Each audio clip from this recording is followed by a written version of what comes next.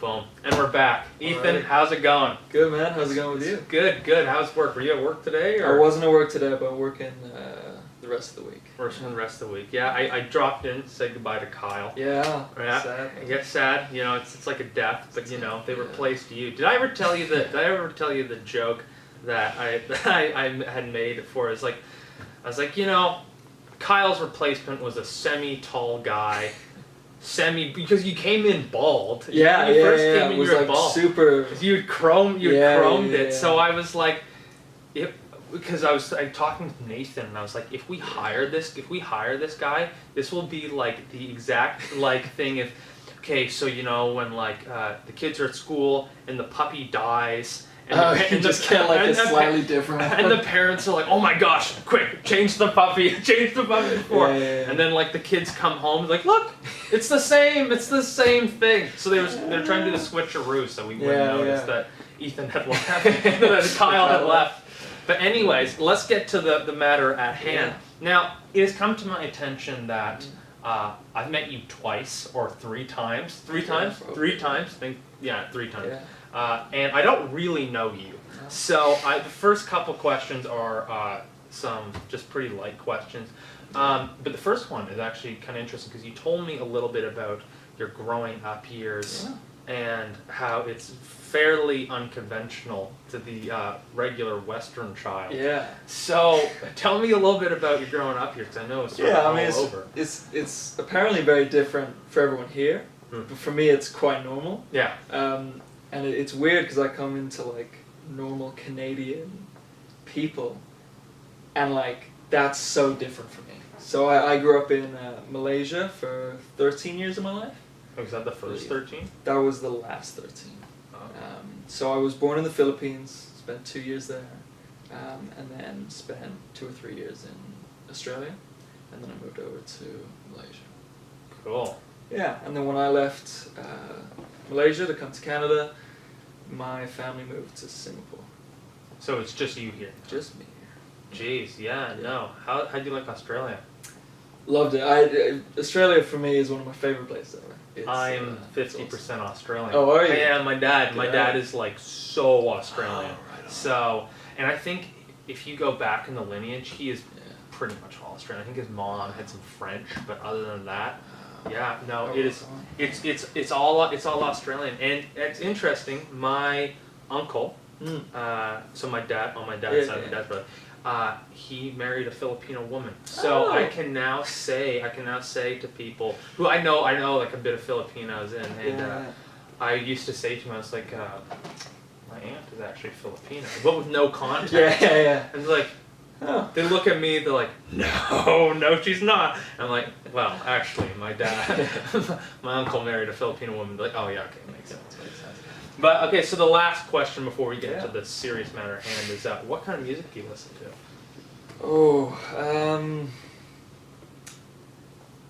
It's interesting. Most of the time when I'm like on the bus and stuff, I'm listening to podcasts. I'm not listening to anything too crazy.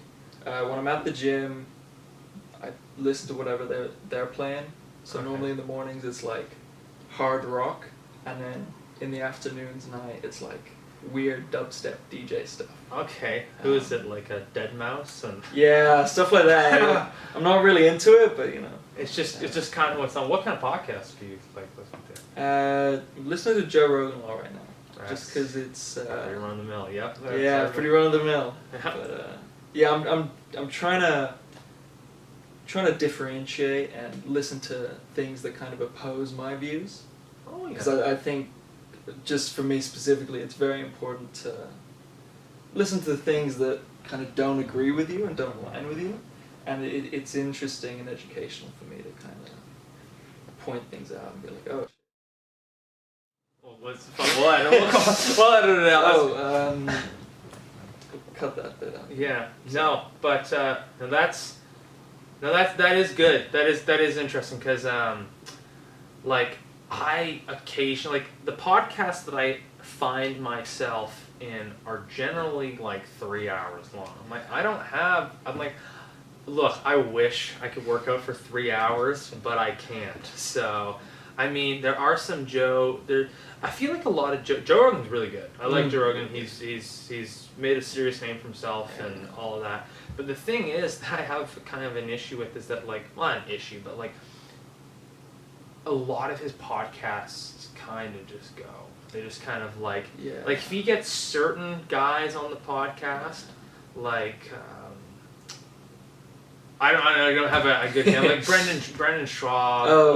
Like his friends. Like his if he if he gets his his friends or whatever, like it'll go next thing you know it's a 5.5 hour podcast, and by the end of it makes no sense. Or like in the ones with like Alex Jones, like I don't watch too many of those. But. Those are like messed up, but like okay, so like the good ones are the ones where he.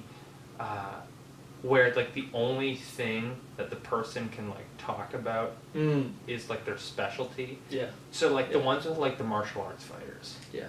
Like if like they're just talking about fighting. I'm not saying that like they only talk about fighting. They're like dumb outside of fight IQ. They're just so stupid at it. No, but like they come talking about fighting. So they'll talk about like all the different branches of combat sports and. I think like my favorite ones, and I haven't. This is kind of embarrassing because I haven't actually listened to all of them, like in full length. The George St-Pierre ones that he did. Was good. Yeah. I watched a bit of the one he did in 2017 after he choked out his thing, and then a little bit put him to sleep, and then I watched a little bit of the one he did like last month, the month before. Where that was good. That guy, like, George St-Pierre can just talk and talk and talk and talk. But, and I was recently watching a little bit of the one that George St-Pierre was Lex Friedman. Yeah, he mentioned that in Joe Rogan. That's quite interesting. Lex Friedman is not Joe Rogan. No, what's different? I've never listened to him. What are the big differences? You've listened to a bit of him, haven't you? No? Well, he's... Okay, well, I thought you did. Never mind. He's just very calm. Like he's not like at least from what I've seen. Like he's not like Joe who like is kind of all over the place at times. And Joe can either be really trained or he can be or he can be like when he is with his friends, right? Yeah. So, but it's so weird to watch Joe when he's with somebody like George St-Pierre because although like they're completely different people, right? Like they both have martial arts backgrounds, but George St-Pierre went the way of like professionally doing it, and Joe didn't. Like you can see how much respect like Joe has for because I think Joe called almost all of George's fights. Yeah, must have. Like I don't think there was. I mean, there might have been a few that he missed, but like in terms of like the ones in the UFC, he did like 20 or something. He did like he did a lot, and it's kind of weird though because like you'd think that someone like George would have like very slurred speech, very slow speech, right? Apart from like obviously because English is George's second language, you would think that he would like he has a little bit of a struggle with English anyways, but you'd think it'd be a lot slower with all the head hits that he's taking. Like it's still very clear and the you know what he's saying. Yeah, and like the translational like problems there are very translational. Like they're not about his mental state at all, which is very interesting. Yeah, and it's like I mean, like, there's also people like my guy, Nate Diaz. I listened to him tour the other day, I was like, oh man. That's what happened. Yeah, and the thing is, though, and I was messaging my friend Finn about that. Yeah. And I was like, it's kind of scary. We were talking about Jacare, who's 41, 42, and he's still in it. And I've never heard Jacare speak. I don't actually know if he speaks English because I know he's from Brazil. I've never seen an interview with Jacare, so I don't know. But we were just talking about how it's kind of scary when these fighters who are older, what's his face, who's that guy? Damian Maia's 44. Oh my God. But he's like ranked number 6 or 7 or something. Yeah. Well, like he's still like really good though. Still, yeah. And on another note, Bilal Muhammad is gonna have a hard time with him. He's fighting Bilal in I think August. Bilal Muhammad's gonna have a hard time with him. Like yes, he's Damien minus 44, but unless there's like that weird slip combo and he just No, he's tough. Damien Mai gets like flatlined. If he goes to the ground, oh my gosh, Bilal just happen now while you're ahead. Even if he doesn't even have the choke, it's not gonna happen. Just touches him. Just touches him. But anyways, remember what we were saying. But let's get into the actual the actual question. What first got you into MMA? Because we all have a different story about it. But what got you into it? This might sound kind of embarrassing, but my mom started doing it for fitness. Like she started going to these kickboxing classes and stuff for fitness and I was a kid and I just kind of came along one day and I just loved it. Like it was so fun. I'm probably like 13, 14. Okay. But I just loved it, and so I kept it up more so like fitness wise. Just like I liked doing it. I didn't really have an interest in I didn't get into the UFC until this year, really. Well, that makes 2 of us. Yeah. But yeah, I just really like doing it, and then especially the boxing matches, just like the big headliners, I would always watch them with my dad and friends and stuff like that. Oh, like on pay-per-view? Like on pay-per-view. Oh, okay, yeah, alright, that's what you meant. I thought you meant like watching it live. It's like, what? No. Pays to grow up in Asia. I have watched a few fights, but anything like that, you know? Like, no, just like weird. Fucking hello. No, like weird, like warehouse Muay Thai in Thailand. Like, not technically legal. Not legal. Like we left like halfway through because it was getting really dodgy, and we're like, no, that's yeah. It was like bring some friends, you know. Yeah. What?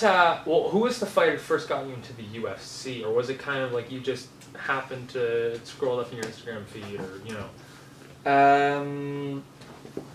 I would say the catalyst for me getting into the UFC fighter-wise would be Mcgregor. I watched the Mcgregor Poirier 2. Well. That's how we got to it. Yeah, that was like the first fight, and like that was probably the timeline of. Then I started getting into the UFC. That is literally what happened. I'm not even joking. I think it started coming into my feed somewhere in December or something, and then around the New Year. Because like I do a lot of investing and stuff like that, and buying, selling, and all that. And I was starting to get into like basketball cards. So I think, yeah. And I was like, well, I don't really know anything about basketball, so I started to get into basketball. And then I was like, Miami Heat, super cool. Bam Adebayo, amazing. Just saying. And then I was like, somewhere along the line, I don't know how. I think I started getting into getting into boxing, and then I was like, well, it quickly. I don't even know what happened. I think I'm gonna make up what happened. It quickly dawned on me that boxing gets very boring very quickly, and then it was around the time that Canelo fought in like late December or something, and he destroyed the guy. And which is usual for Canelo, and he broke that guy's face on the weekend. Yep. And Billy Barr, I can't remember. He tapped on the bench. No stool or whatever. And so I was like, oh, this is kind of boring. And then I heard about. I think I started getting into some UFC stuff. I don't know how, but then I was like, just so happened that I see, Mcgregor. Poirier is going to be fighting again. Yeah. And I think I was starting to watch a lot of like the free fights that UFC had put on YouTube. Yeah. So I was like watching here, watching there, and I was kind of only really staying around like lightweight. Yeah. And I was like, oh, this is pretty cool. And it was like in the build up like Mcgregor Poirier. And so and like through middle school, I had heard about like my friend Finn, who's always into it. Like, I remember when, Nate Diaz and Conor McGregor were like the kings of the world in 2015, 2016. I remember that, right? And I loosely remember like the first time those two fought, which we rewatched that fight the other day with like me, Gabriel, and his brother Nathaniel, and that was a good fight. Like that was a good fight. The second one's really good, but the first one's good. And so I just got into it, got more and more into it, and now I'm here and I cannot shut up about it. But yeah, I remember this one. This is probably one of my earliest UFC memories. It was the lead up, because I'd heard of like, this was in grade 8. I heard of like this random woman named Ronda Rousey. Oh yeah. And we may have heard of. And maybe. I was like, oh, that's interesting. And then it was I guess the fight would have been on a Saturday. So then on the I heard the lead up. So my friend Finn, my friend Jared were talking about grade 8. And then on the Monday, it was like, Jared's like sits down, he's like, Ronda Rousey got absolutely destroyed by Amanda Nunes. Nunes just like first round, gone. Yeah, no, but so that's how I've really gone into UFC. And like the thing is, I was kind of always like I couldn't find my sport. Like I enjoy basketball, I enjoy it, but like. The thing is what I like about like UFC. Let's talk about UFC. Like I know it's not a sport, but you know what I mean. Like what I like about the UFC is because that fighter is the team. He is the team. There's not like 14 other guys behind him. You don't have to like, okay, who's this and that guy and who's been playing for that. No, it's just Conor McGregor is one guy, you know. Michael Chandler is one. Like these guys are one person, and you can be invested in them and only them. They don't come with anybody else. It's them versus everybody else. So that's what I like it. But now you know, GSP is I just now say that GSP is the reason I got TC, which is not true at all. But I just George. Yeah. This is this is an interesting question because this is a very broad question. If you can't answer it, that's okay because I can't really even answer it, but I'm going to make up an answer. Right. What is your favorite fight? Like one single standalone and trilogies or rubber match, they don't count. There's one fight. Do you have any criteria for that? UFC. In terms of just... But in terms of the fight I enjoyed or the fight like I respected the most? Or? The fight that you just like, your favorite one. It's kind of an open-ended criteria, just your favorite fight. I mean, yes, you can say respect the most, but just your favorite one, right? Anywhere down from like Askren Masvidal to like Colby and Usman. Like, too broad.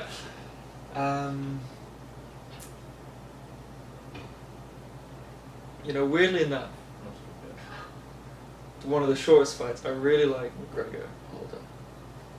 Just I can see that. Yeah. But just the importance of it, when Aldo was 10 years undefeated. Oh, I didn't know that. Yeah, I didn't know that. So I watched the documentary on McGregor. Oh, Notorious. Notorious, yeah. And it just opened my eyes to that fight, because I always, you know, you see McGregor and he's like, yeah, he's a big fighter, blah, blah, blah. What he did to Jose Aldo, who was on the top of the game, 10 years undefeated. That's a big... And he knocks him out one punch in 7 seconds. 13 seconds. That's insane, but that's... Yeah, no, that... Oh. Like purely just my interpretation of that fight changed so radically from that documentary that I just appreciate it so much. Did you watch it? No, you didn't watch it live. No. You only got into you. No. Yeah, and like the thing is about like how Conor like the build up to it, because wasn't it like how long was the Yeah, they did a world tour. Yeah, they did a world tour because it was for the belt, right? Yeah. And they went everywhere, and like the things that like this isn't only in the UFC thing, I guess. Like the things that Conor said about Brazilians, about Jose Aldo. Like, it's not as bad as what Chael Sonnen. No, I was going to say. Chael Sonnen has an entire country versus one person, Yeah, no, Chaelsone's like permanently banned from Rio. Yeah. Like they didn't know. Anderson Silva is like the only person that's okay with them now for some weird reason, but oh my gosh, yeah, no, that's like the lead up to it and how the mind games, like how badly. I'm not going to repeat the things that Connor said, please don't. Mainly for obvious reasons, but like just the lead up and the he like wormholed into his brain. Dude was like, it's like got down to his soul. Like there's just like those horrible things that he said, and like the game plan went out the window. Josie got so emotional, and just like and what Connor hit, took one hit and then just. I mean, he took a hit as he was given it. Yeah, it's don't. And like, but you watch that in slow motion. Connor's entire fist. It's not just like a little bit. It's the whole thing, and just pushes. His striking is so good. It's so good. So good. Like he's like one of the only people who I could have been like, yeah, it makes sense that he went up against Floyd. And he lasted 10 rounds against Floyd. 10 rounds. 10? I thought 10 rounds. 10. He lasted 10 rounds. Sure, I think it was 8. 10 rounds. You can Google that. 10 rounds. Well, I know he got knocked. I know he got. It was like TKO. No, it's definitely 8 rounds. It's 10 rounds. Okay, we'll keep talking about. I don't know. The documentary said 10 rounds, so. Of course, it's his documentary. Of course, he's not gonna make up 2 rounds though. Yeah, he's gonna make up 2 rounds. You know, I went two more rounds. What's your favorite fight? Oh yeah, of course. I forgot. I should have answered that question. So I'm. Of course, Jake Askren. But Jake Askren, no, it's UFC. What's his name? Masvidal. We have Masvidal versus Askren. No, I say that's my favorite. Well, I do. That's okay. That's not my favorite fight. I just say that as like an easy. It's because it's easy. There's not a lot of thought you have to put into it. It's like one move. What was that? 10th round. 10th round? Oh my gosh. Well, I guess my memory's close. 10th round? Yeah, but I know he got TKO because I've seen it where he just like, just like falls back and the rest like stop. But I mean. But 10 rounds with the greatest boxer of our decade? He's of all time. He's of all time. I get. Okay, Tyson's in the running. I would agree with that. I mean, okay. We don't have to talk about boxing. One of them. Oh, we will later, trust me. What was I say? I rewatched the text message that I sent Ethan here was on Saturday night. I came home, cooked myself a steak, and watched Covington versus Usman, and I did. I did do that. Yeah. But that's a really good fight. That's a really good fight. And it doesn't go. Does it go against the fence once or on the? It doesn't go on the ground. It never reaches the ground. That's like a solely kickboxing fight. Yeah. I feel like I know I have seen it, but I don't think it's been a very long time since I've seen it. Somewhere in my mind, Diaz versus McGregor 2 is my favorite fight because that goes the distance, right? I think that does. I think so. I think both fights go. No. What happens? Oh no, first one. He gets choked out in the first round. Yeah. Oh, it's a Connor made such a mistake doing it. Like he gave up his bat. Yeah, it's a very bad.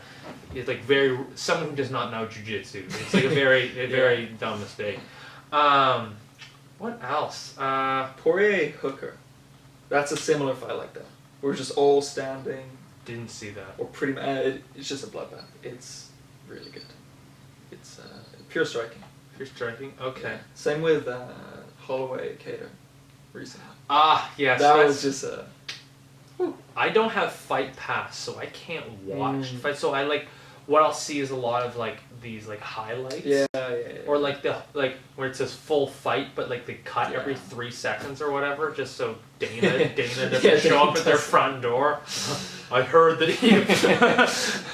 One of my favorite like memes to come out of the McGregor Poirier 2 fight, because like Dana was like, basically I'll kill anybody. It was like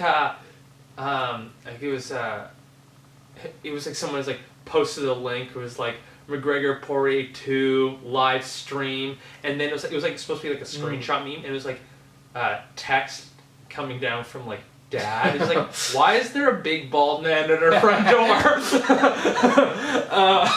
Yeah, that has to be the best one that I saw out of that. I want to say, and I've seen good amounts of it, St-Pierre versus Bisping. That's a good fight. And then, like, solely, and we're talking about respect, solely for the reason of, and I'm not saying this because, Joe Rogan said it. I'm saying this because it has to be, like, the cleanest rear naked choke I've ever seen. Yeah. I've seen lots of rear naked chokes fight where he does the back of the hand. Like, that is, that's hard. That's insane. Really it's a perfect triangle. And oh my gosh. That just, what's another good one, and this is actually completely on YouTube, is, and it's not cut, is, now this is an incredibly controversial fight.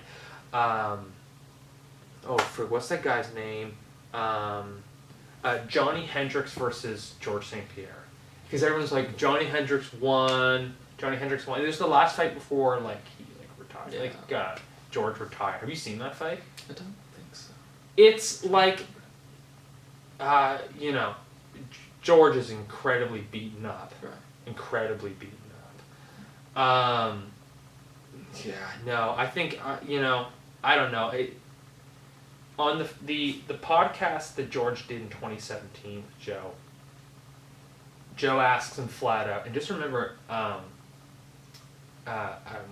Hendricks hadn't retired. He retired in 2017 or maybe 2018 or whatever, but his last fight was in he's actually on the Bisping card. Bisping, that was his last fight. Oh, wow. He lost. He won Hendricks was never the same after that fight. Yeah.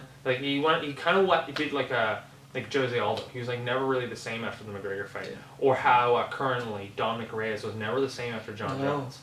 He's on a skid now. That's a different conversation. But what was I gonna say? Whoa, what were we talking about? Joe Rogan. Yeah, Joe. He says, "Do you think Hendricks was on steroids? Was juicing for that?" Oh yeah. For 170 pounds, Johnny Hendricks looked a little big. He looked like Paulo Costa. He looked like Paulo Costa. Yeah, Paulo Costa. That boy, there's two things. Man. There's three things. He either has... No, two things. He is either juicing or he's got those good South American genetics. One of the two. He's massive. He looks like Jan Blachowicz. Yeah. He looks like he could, if someone said, just show me a picture of him, shirtless in the gym, how much do you think Paulo Costa weighs? No. How much do you think he fights at? Because that's going to be a different conversation. It was like... How much he weighs is probably the same as Blachowicz, or more. Yeah. Yeah, because you show him a picture of Ngannou, and then you show a picture of Paulo Costa, be like, do you see any differences other than skin color?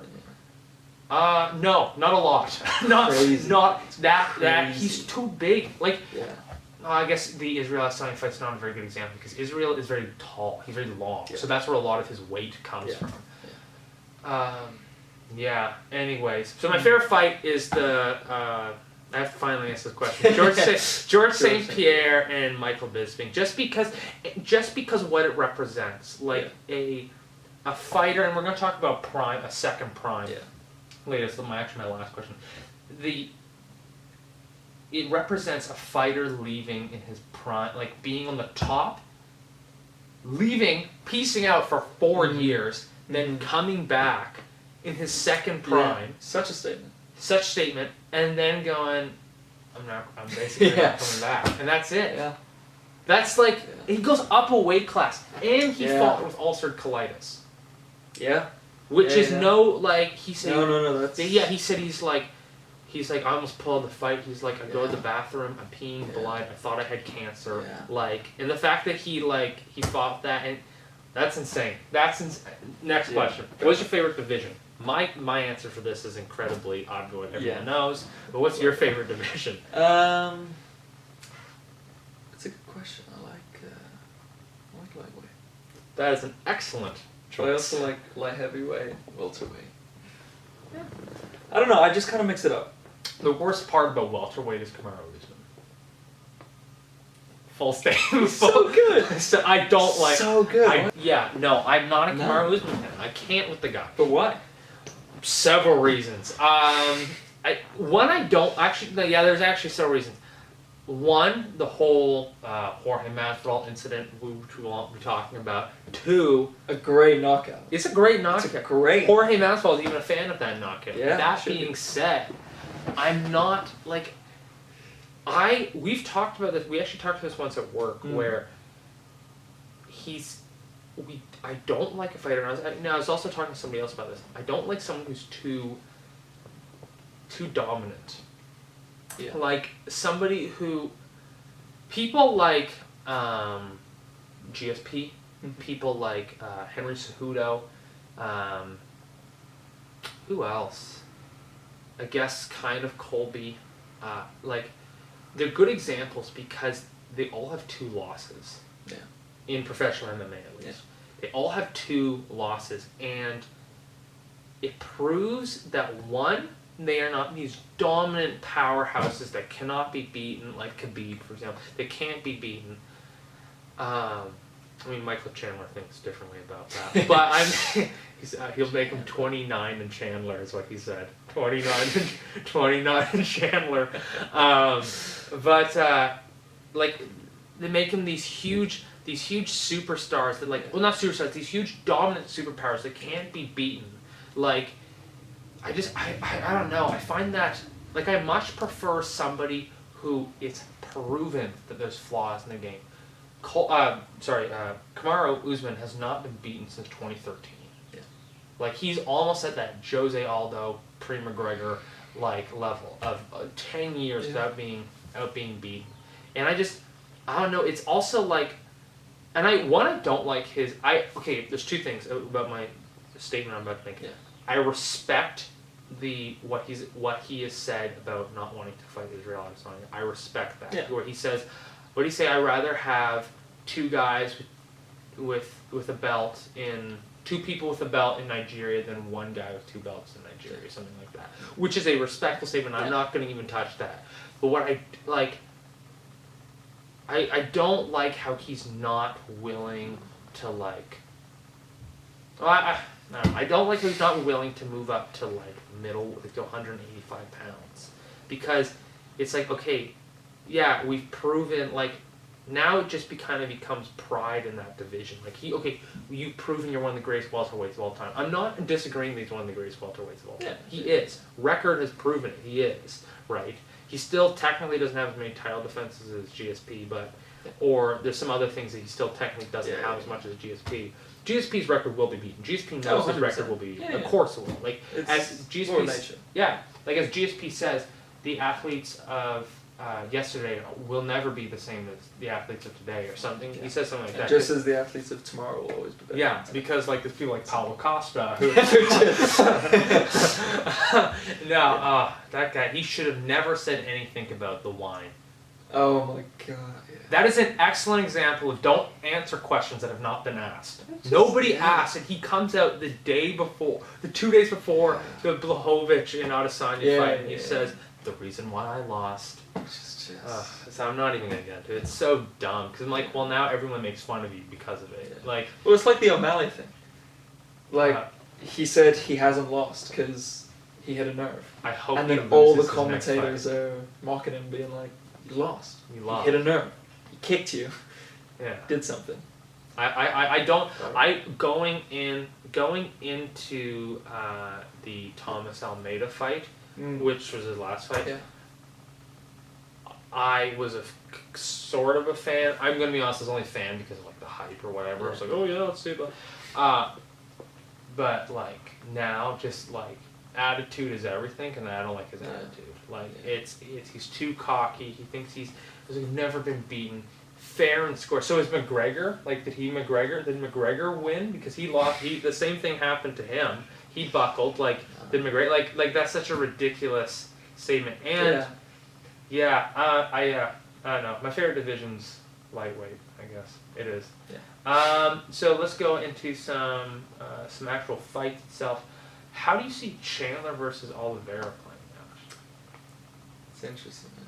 It's very interesting because I've referenced this in previous YouTube videos I've done on UFC, where I say I frequently quote Connor's what Connor said about styles make fights. Mm-hmm. Styles make fights, and they do. They do. This is like stylistically, this is like one of the best fights you could get, other than in June or July. Wonder Boy versus Gilbert Burns. Yeah. Oh my gosh, that's gonna be stylistically so good. It is so. I can't wait. I don't even know if that's like one of those like numbered events or if that's like a. No, I think it was a fight of the night. Yeah. No, it hasn't come out yet. I saw a poster for it. No. Yeah. You mean fight nights? It's one of the fight nights. It looked it. Okay, so it's not the fight nights are red. The poster. Yeah. Oh, okay, sure. Yeah, okay, then fine, yeah. No, I'm sorry, not a poster, like the... You know what you sent me with the... Oh, that, yeah. Like, they post a photo of it? Yeah. To, like, announce it. Okay. If the back of it's red, it's a fight night. If it's gold, it's a main event. If it is, sorry, it's a... Oh, the more you know. UFC. Okay, yeah. I think... I was watching some of Uncle Chael last night. He was saying that... with Chandler, it's interesting because you got two things in Chandler. You have a stupidly compact guy who's really fast. You have two things. Because sometimes you get fast, not compact, and sometimes you have compact and who's a good example of someone compact and slow? I don't know, but like who's a good example of someone who's compact and slow?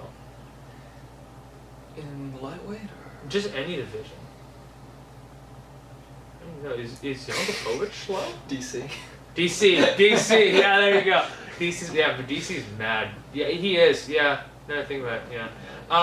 Big wrestler. Right? He's a wrestler, right? So you come to him. Yeah.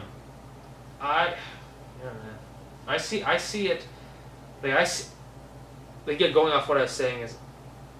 Like Chandler is very compact, so he can take the shots, and he's got a lot of strength, and he'll just rush. Like for example, look at the Dan Hooker fight. He rushed him the whole time, right? Like yes, Dan Hooker had a plan in place, but he was rushing him the whole time. He was in his face. He made sure like it wasn't like, oh, I'm scared of his long legs. He just got in there and crossed over and knocked him out.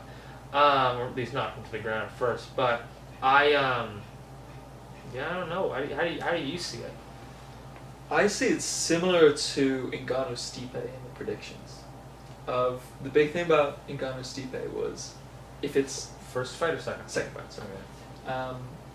Like everyone was saying, if it's under 2 rounds, Ngannou's gonna win, and if it's over, it's Stipe. I feel like same thing. Maybe not 2 rounds or whatever it is, but if it's probably 3 or under knockout, Chandler. If it's over that, or if it's submission, it's Oliveira. Yeah. Because I don't think Chandler's going to last with Oliveira's striking and his submission game and his grappling. But that power, if he finds a good punch, if he rushes effectively, he can knock Oliveira out so fast. Yeah, because Chandler has proven many times that he can be knocked out. He did that one stretch for 4 years, 5 years. I can't remember how many years it was, where he was 8-8. Yeah. And like a lot of those losses were like knockouts. Yeah. Like I don't know if he's. I think most. Most of them were like he has matured. He is older now. Yes. His fight IQ is a lot higher when he was literally a 20-year-old coming into the UFC, but he's just not. First of all, he's got a long face, so that makes him more of a target. He's got a very long jaw, and so that makes it easier to get. But that aside, I honestly. I don't want to say Oliveira has a glass chin. I'm not going to say that. He doesn't. But, we'll find out on Saturday. We'll find out on Saturday. But, has he ever fought anyone like Chandler? experience. Well, he fought Tony, but that's not what I'm talking. Experience, compactness, and speed.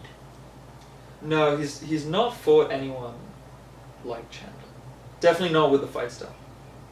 No. Chandler's a very good boxer too. Very good boxer. So powerful. But would you say that Chandler has the same experience? Because Oliveira's been in the UFC for 10, 11 years. Mm-hmm. And he's been... he's got really good experience against really good guys. And I'm not trying to say anything negative about Bellator or the other organizations. Yeah.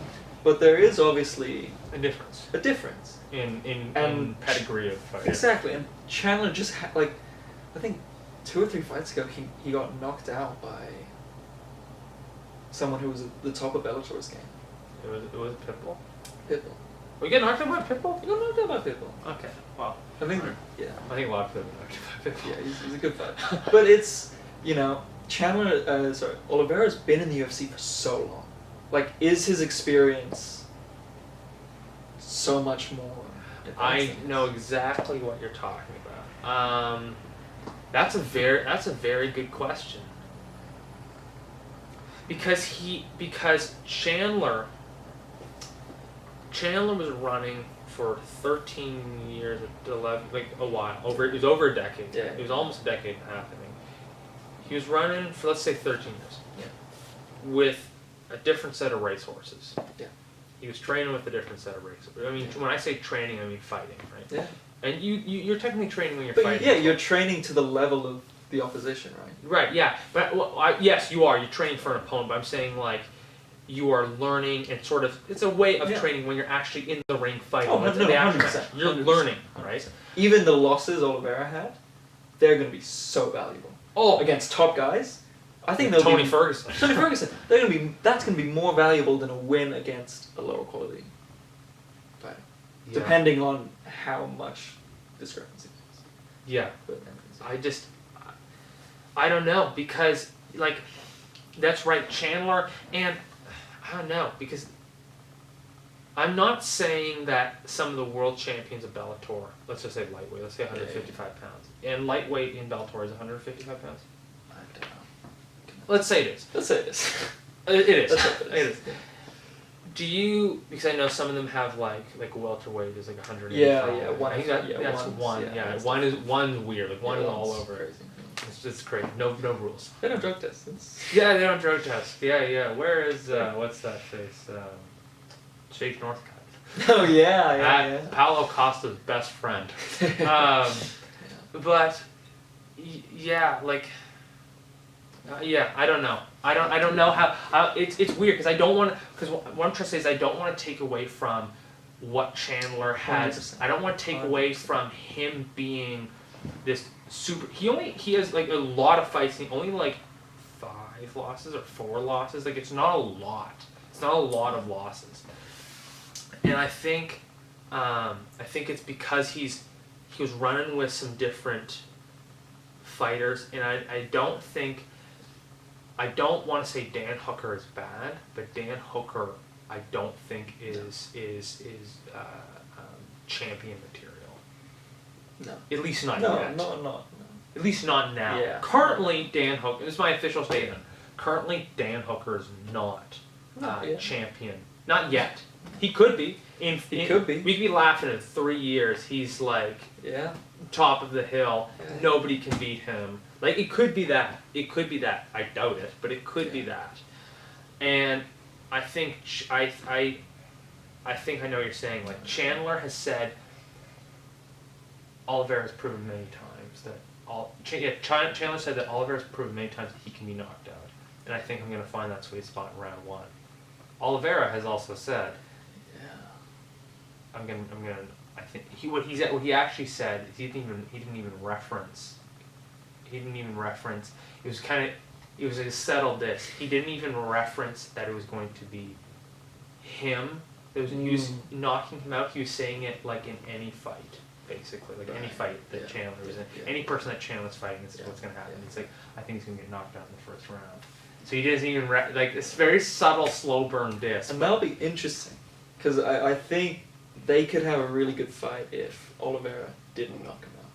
You know what I mean? Like if it was more of a striking match, and then like an Usman Covington. Usman Covington, but have some grappling. Like I want to see Chandler's like it's a title fight for Khabib's old belt. I want to see all of the skills they have to offer. Connor's old belt. Yeah, okay. This could be. Yeah, it's good. Yeah. But like I want to see everything the UFC has to offer. Like that's the lightweight main division. That's of course, the most popular division. It's the most popular. It would be really cool to see a 1-round knockout, but I would really like to see a long 5-round fight. Battles it out, you know. Yeah. I hate it when it's under 3 rounds. Like yeah. Like for example, like in terms of like when it's like a 5-round fight, and for 3-round fights, I hate it when it's like before before it's like the first half of the fight. Like the 7 minute and 30-second mark, right, of the fight, you know. I think my official prediction, I think Chandler will win. I don't see Oliveira winning. I mean, I could, but the thing is also you never know. Like, see, that's the thing. I'm torn because I sent this to you on text. I said, feeling wise, Chandler, and I do this for all my fights. Yeah. So, feeling wise, I feel like Chandler's gonna win. Yeah. But how? Knockout. Yeah. Okay. There you go. Of course. Yeah. But logically thinking about it and taking into everything that we've said into account, like everything points to Oliveira. But it was the same for me with Blachowicz and Adesanya. Like I wanted Adesanya to win, but when I looked at it, it was like, yeah, Blachowicz is gonna win. Yeah. Like there's the up here, and then there's like the gut feeling. Like I wanted Masvidal to win. But he would. But I knew never in a million years. I knew that Kamaru was going to win at least the second fight, right? I knew that he was going to win the second fight. Honestly, like a side note, you couldn't predict that. I thought it was going to go because Jorge at 37-38 is still as tough as they freaking come. He is tough. Yeah. He really is one of those street gangsters. Like he's really tough. Yeah. He's very tough, right? Well, that's how he started with street fighting. Yeah, that's how he got with the guy. Yeah, I don't know what you're talking about. But he's like streets of Miami or wherever he's from. Just street fighting, like backyard brawls sort of thing. That's how he slowly got into Strikeforce and some other ones, and then the UFC in like 2013. But I thought that fight was going to go the distance. Yeah, I think everyone did. I thought like it's going to go the distance, or actually I just thought it was going to go the distance. That's what my prediction was. Like I was just going to go, 5 rounds, and Kamaru will probably win by like unanimous. Like I didn't say this to anybody. I was like, Masvidal's going to win, but I was like, no. I thought it was going to be a sweep for Usman. Because it's also, I think, as you said, styles make fights. Usman could have just brought him to the ground. Yeah. Like, it would have been a pretty boring fight, but Usman would have won. Just you probably would have done some toe stomping. Yeah, exactly. Like do you get points for toe stomping? I think so. Probably. That is so cheap. That's so cheap. I love what like Masvidal said. He's like, I just find it kind of weird that he's so comfortable with rubbing toes with another man in the ring. That was his version of trash talk, I guess. But styles make fights. Stylistically, so far from my knowledge of both fighters, this is one of my favorite fights that's been announced this year. Same. This is like seriously, like this is this is awesome. This 100%. Is like you get the literally the jiu-jitsu world master. I think he's like a third. I want to say he's a 3rd level black belt or something, which is not an easy task. Incomprehensible. Yeah, it happens. There's lots of people who are that, but it's very hard. It's very, very hard. And then you got I think an NCAA wrestler who I want to say is maybe Division 1 or Division 2, something like that. I don't know, but he's very good. He's a champion in another organization, multiple-time champion. Has he lost? Yeah. Has he got knocked out? Yeah, he has. But he's come back. A guy who had, Brendan Schaub says it, I don't know. But he says the greatest UFC debut of all time. Yeah. Which, fair enough. Like, it's pretty good. It's pretty good. Pretty good. I mean, you're right. Hooker's not championship material right now. Right. But as a seasoned veteran of the UFC, yeah, he's been there he is really good. And to do what Chandler did to him it's impressive. And I rewatched because they do this before a fight, like a main event. The UFC, because I follow them on YouTube. They uploaded that fight. Yeah, Chandler. Did you saw it? Did you see that? I did. Yeah. And I forgot how in your face Chandler was. He was kicking him in the stomach. He's like, "Huh? You want?" And then boom, boom, and it's on the ground, and he dropped. Yeah. He just was doing. He was like Janeway. That was not an early stoppage. That was fair. Was that fair? Yeah, it was pretty fair. Her eyes rolled back in her head. Oh she buckled. Her knees buckled. She was gone. She went. Your brother and my dad, because we all watched it together. He was saying, my dad was saying, okay, maybe a few more punches. But then I explained to my dad, it's like, one, she was out. Two, this is people's brains we're technically talking. It is. We're talking about, right? So, if you were lying on the ground, and I was punching you repeatedly on the head, and would you have if Gabriel stopped us? Yeah, you probably would. And vice versa. I would hope so. Stipe Ngannou, that hammer fist after he got knocked out. Stipe Miocic is the only person that can survive that. I know, but it was just that was the worst punch for me. Because it was a great shot for him to... The shorthand, and he fell back and got knocked out. Yeah. But when he came down with that hammer fist, and it just went neck and... I had to look where I was like, oh my gosh. And when they played it in the slow-mo, I was like, yeah, I was like, oh, please. This is horrible. Yeah, personally, I always think about if I was a UFC fighter, what would I do? And I think, and this is not a question that's on here, but I want to hear from you. Are you a I need the ref to pull me off kind of guy? Or are you a walk-off knockout? No. Ref pulls you off. And I think the ref needs to... The understanding should be it's the fighter's best interest, their health. But also, it's a loss. Mm-hmm. And I think there's a bad stigma around you need to be undefeated, you need to be this. Like in boxing, right? Like in boxing. You take a loss, you move on, you win another day.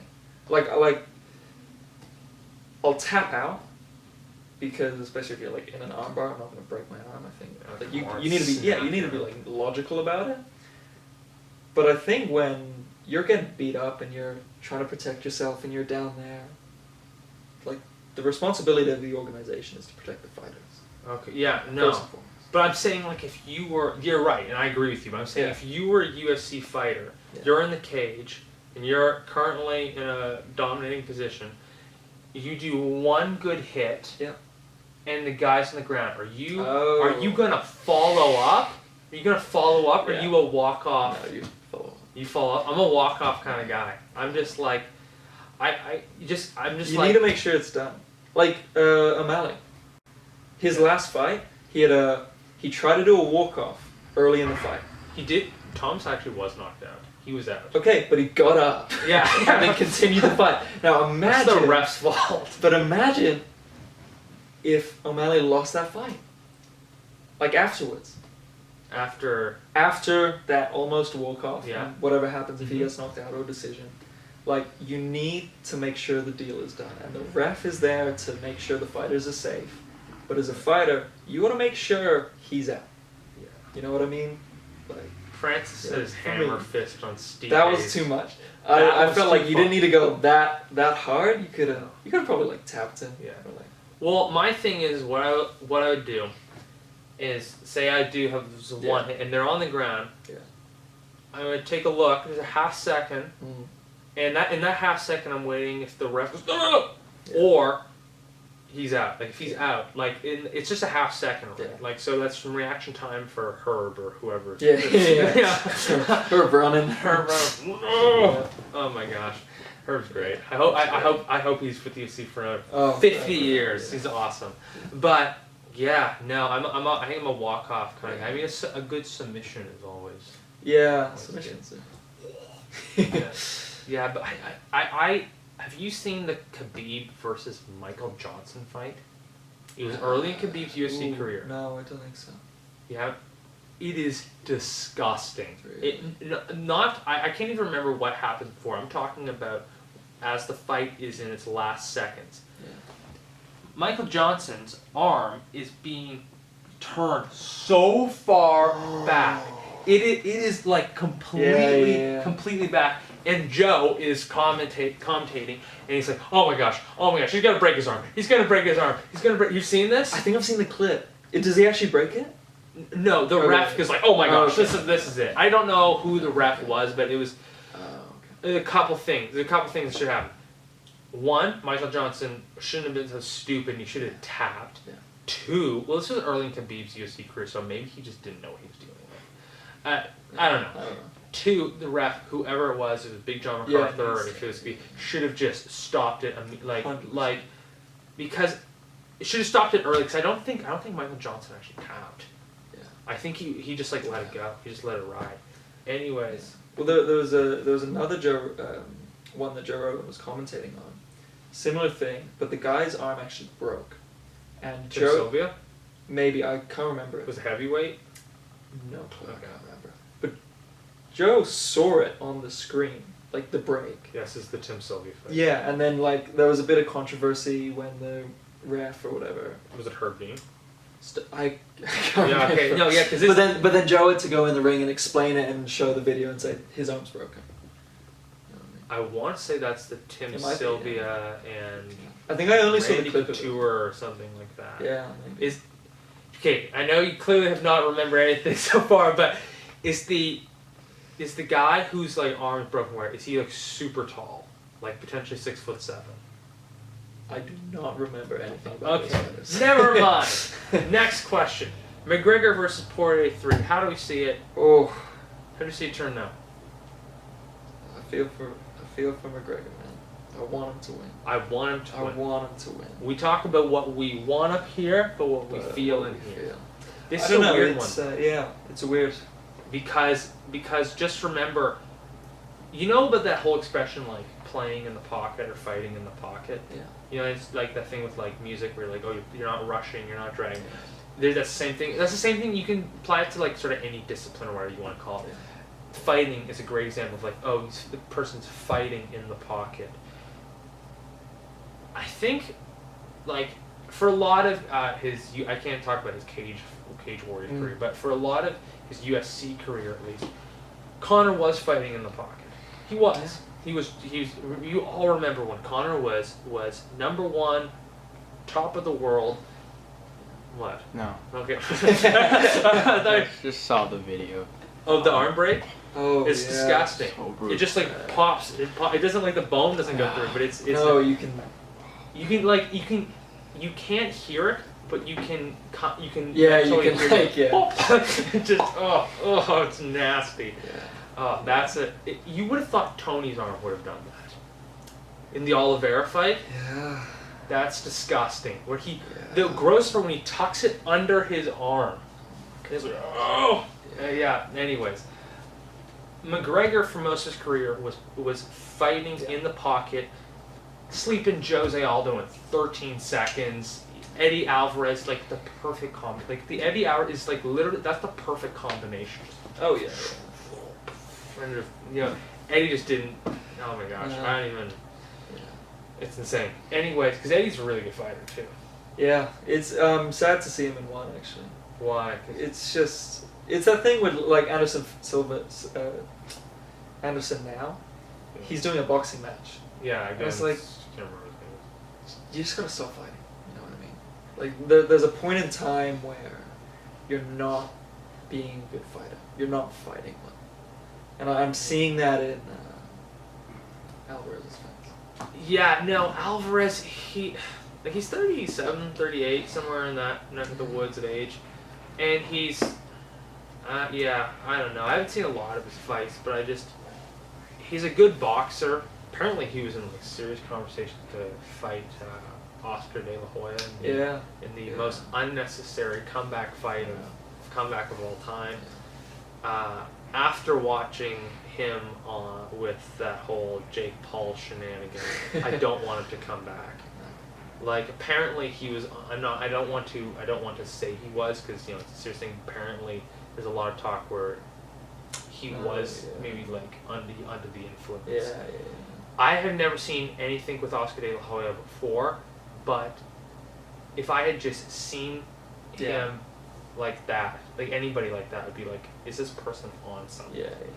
He was weird. That was weird. But, aside from the Alvarez, everything like that. Yeah. McGregor for the last fight, we were talking about in the pocket, McGregor for the fight back in January fought like he was in the pocket, right? Like, you know what I mean? Like, he was fighting like how somebody... Like, he thought like he was in the pocket. He was like, I'm in the pocket, it's going to be fine, sort of thing. And you can even see that verbally. You can hear that verbally when he's talking about, like, it's going to be a first round. I've got a million moves that I'm going to finish him with, Because I remember there's one interview I saw where someone says, do you have, like, a specific move that you got to plan in mind? And he says, I got a million moves, right? Which, every fighter says, right? But the reality is Conor was thinking he was bigger than...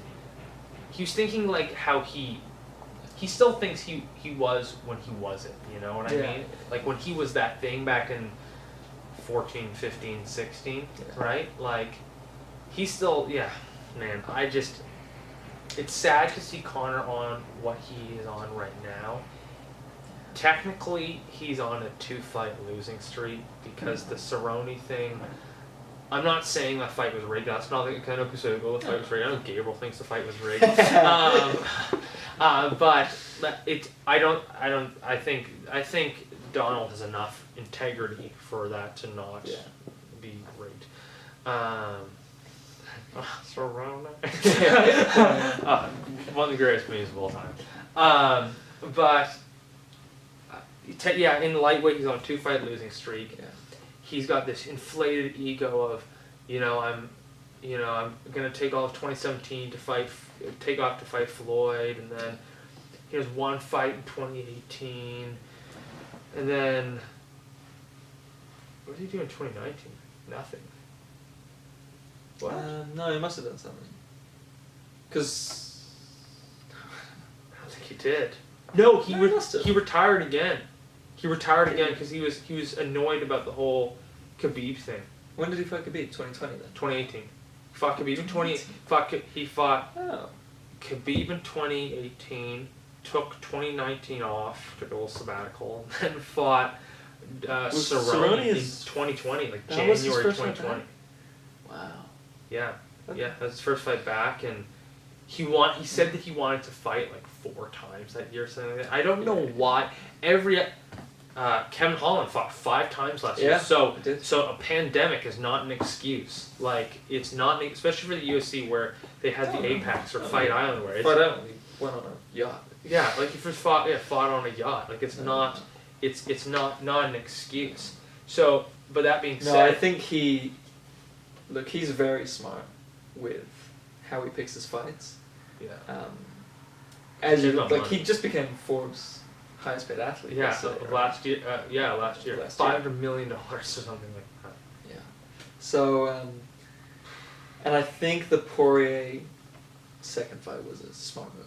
Like, I don't think he should have fought someone else. Because if he loses against someone else, then he's not... Like, that Poirier second fight's not going to get as much rep. And then that trilogy's out of the picture. You know what I mean? Yeah. Like, if he does the second fight, then it's alright. It's a good battle. It's 1-1. If he loses, they can do a trilogy. If he wins that solidifies his position after the Cerrone fight. He can then pick a few better people. You know, Khabib's out of the picture by then, but he could do a Khabib rematch. He could do some. Yeah. You think those two? Do you think Khabib would come back for Conor? Okay. So say Conor wins a trilogy. Yeah. And it's a done deal. Whoever wins the trilogy fights for the belt. Yeah. It's a done deal. Yeah. Fights for the belt in Yeah. the fall or where it's Dana said it. Yeah. Solidified. And Dana like pretty much never goes back on his word, other than the fact of women will never fight in the UFC. He went back on that. But I honestly think. Sorry. So yeah, Conor fights for the belt. Yeah. Eventually fights the belt. Wins the belt. Do you think Khabib will come back just to get his belt, then be 30-0, and I could see it happening. I could see it happening. I hope it doesn't. Conor. He hates Conor so much. Hates Conor. Apparently, before his passing, his dad actually forgave him and invited him to Dagestan, which would not have been a wise move. No. Oh my God. That would have been such a bad idea. Yeah. Like Conor would have died. It's like Chael In Brazil. Yeah, I was just about to say that. I was like, Chael don't want to do it. Chael in Brazil. But that's what in the YouTube comments on Instagram, people are like, how do you see? People are like, how do you see for these YouTube videos, these posts? How do you see Poirier versus McGregor 3 playing out? And everyone's talking about a motivated McGregor is a thing of beauty. It's a different thing. It's unstoppable. You remember him when he was on his when he first got in the UFC, when he was on his run, that was crazy. Insane. I don't really remember. I remember hearing about it. Insane. The only person when you talked about UFC, even still now, when you talk about UFC, you talk about Conor. You mean Conor McGregor? Oh, Conor McGregor. Yeah, I know who you're talking about. I know that fighter. Conor McGregor. He is the UFC, right? It's kind of like when you think of basketball, who do you think of? Yeah, Kobe. I was going to say Michael Jordan, but those two fighters... That's before my time. That's before my time. Yeah, before my time, too. What do you mean? You're older than me. So, there's people you think of when you think of that sport, and Conor McGregor is definitely one. And even past his generation, when he's retired, people still be like, oh, Conor McGregor, blah, blah, blah. That being said, Poirier's number 1, but let's not even look at the rankings, right? Because it doesn't take long for someone to be, flipped, right? Apparently, going into the Kevin Lee fight around this time last year, Oliveira was number 13 or number 11 or something. I don't know where Kevin Lee was. I don't know what his ranking was. But Oliveira is now number 3. Yeah. And he beats Tony Ferguson. I think honestly it's weird because in my head I'm saying I want McGregor to win, McGregor's gonna win. But at the same time, my gut it's saying two things. It's saying Poirier is very good. And it has to take in a little bit of the fact that he is the number 1 ranked guy.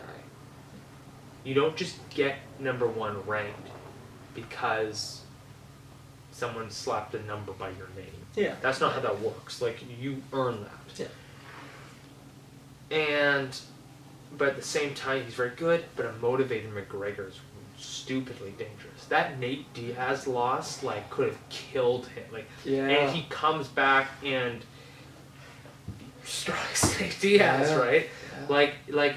Nate Diaz was covered in blood in that second fight. Yeah.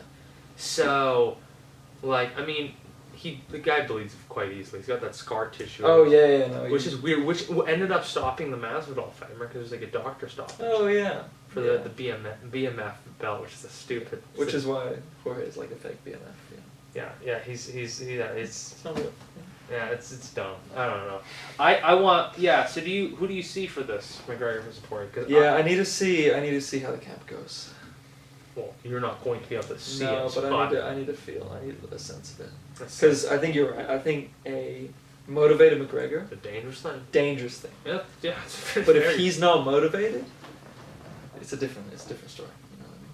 It is. And like, for me, what I would advise him is, got the money, take a break from your family. His family right now is the biggest part of his life. He loves them so much. If you see his Instagram, like, that's all he cares about. He needs to be alone for 2 months. In some dungeon somewhere, training every day, wanting to get his family back. Like, in my mind, that's how to get him motivated. Like, he needs... Oh, that's actually very good, right? He needs to, like, the only thing he wants, right, is his family to be happy, all that stuff. Put him in a dungeon for two months, where it's just training every single day. Yeah. And say the only way you're gonna, like, obviously he's gonna see his family afterwards. Like, don't kidnap his family. That's all I'm saying. No, that's not what I'm saying. I know what you're saying, but it's just like training, no days off. Yeah, give him that incentive. Give him what he wants. Well, here's another thing though. You have to also keep into, because I hear what you're saying, and that's actually I didn't even think of that. That's actually really good. But a thing is a good incentive for Dust as well. But for this is whoever wins the trilogy has a chance to win the belt. Will be fighting for the belt. That's a pretty good incentive because Conor wants that belt. I mean, all fighters want that belt. Want that belt. And Conor, but it's so weird though because Conor is in an odd situation. Most fighters, like Charles Alvarez, an excellent example of this, at the age they are, the 30 to 33 mark, is their prime for the fight, for fighters. Yeah. Conor has been fighting since he was, I think, around 20. Yeah. Right. He's been fighting for a very long time. He was in Cage Warriors for a long time. He's been in the UFC for like almost 10 years. So, So it was a few years in Cage Warriors, almost 10 years, almost a decade in the UFC. So, like, the thing is he's taken lots of hits to the head, and he's not. I don't know. I feel like he's not like the hunger factor plays into it. Yeah, it plays into it, and I don't think people saying like, "Oh, Conor's no longer in his prime." Just a weird thing. He's as an athlete, as a fighter, he is phenomenal. Like if you actually look at how he fights, he's a phenomenal specimen of an athlete. Like he fought good in the second fight too. Great in the second fight. Like it was just those calf kicks that he didn't know how to check and he didn't do it. He probably would have won that fight too. Big time. But I think you're right on the hunger, and like when you look at it, Conor can walk away tomorrow from the UFC, like if he actually wants to retire. I know what you mean. Yeah. But he'll be in the Hall of Fame. Like there is nothing he can do from this point that's gonna, like obviously if he does more, is gonna add to his legacy. Yeah, get the belt back. Get the belt back. Which I can see him doing that. I can see him doing it, and I want him to do it. I want him to do it too. But if he walks away after the Poirier fight, he's going in the Hall of Fame. He's a legend in the sport. Like that hunger and drive of I want to be the best, he's already achieved. Like, I don't know if it's enough to just say, I want the belt back and I want this. Because he's achieved so much. And so fast as well. Mm-hmm. Yeah, no, he did kind of have that, like, overnight, like, success. You see, like, those bands or, like, those artists or whatever that become, like, overnight sensations sort of thing. And then, like, instantly they're, you know, with just one album or whatever, they become completely solidified. Yeah. This is like the same thing. Like he was solidified very quickly, very, very quickly. So I see a motivated McGregor winning, and I see a not as motivated as he needs to be McGregor easily losing. Yeah, and to add to that. About like the whole motivation thing is was it Marvin Hagler, that boxer who passed away a couple months ago? There's a quote that I heard from him. I think I told you about it. It's like it's hard to get up in the morning when you wake up in satin sheets. Yeah. Like when you're worth as much as Conor McGregor's worth, it's hard to find that motivation that you need in order to become the best again, because Conor's already proven that he's been the best. Like he's in two different divisions, right? Yeah.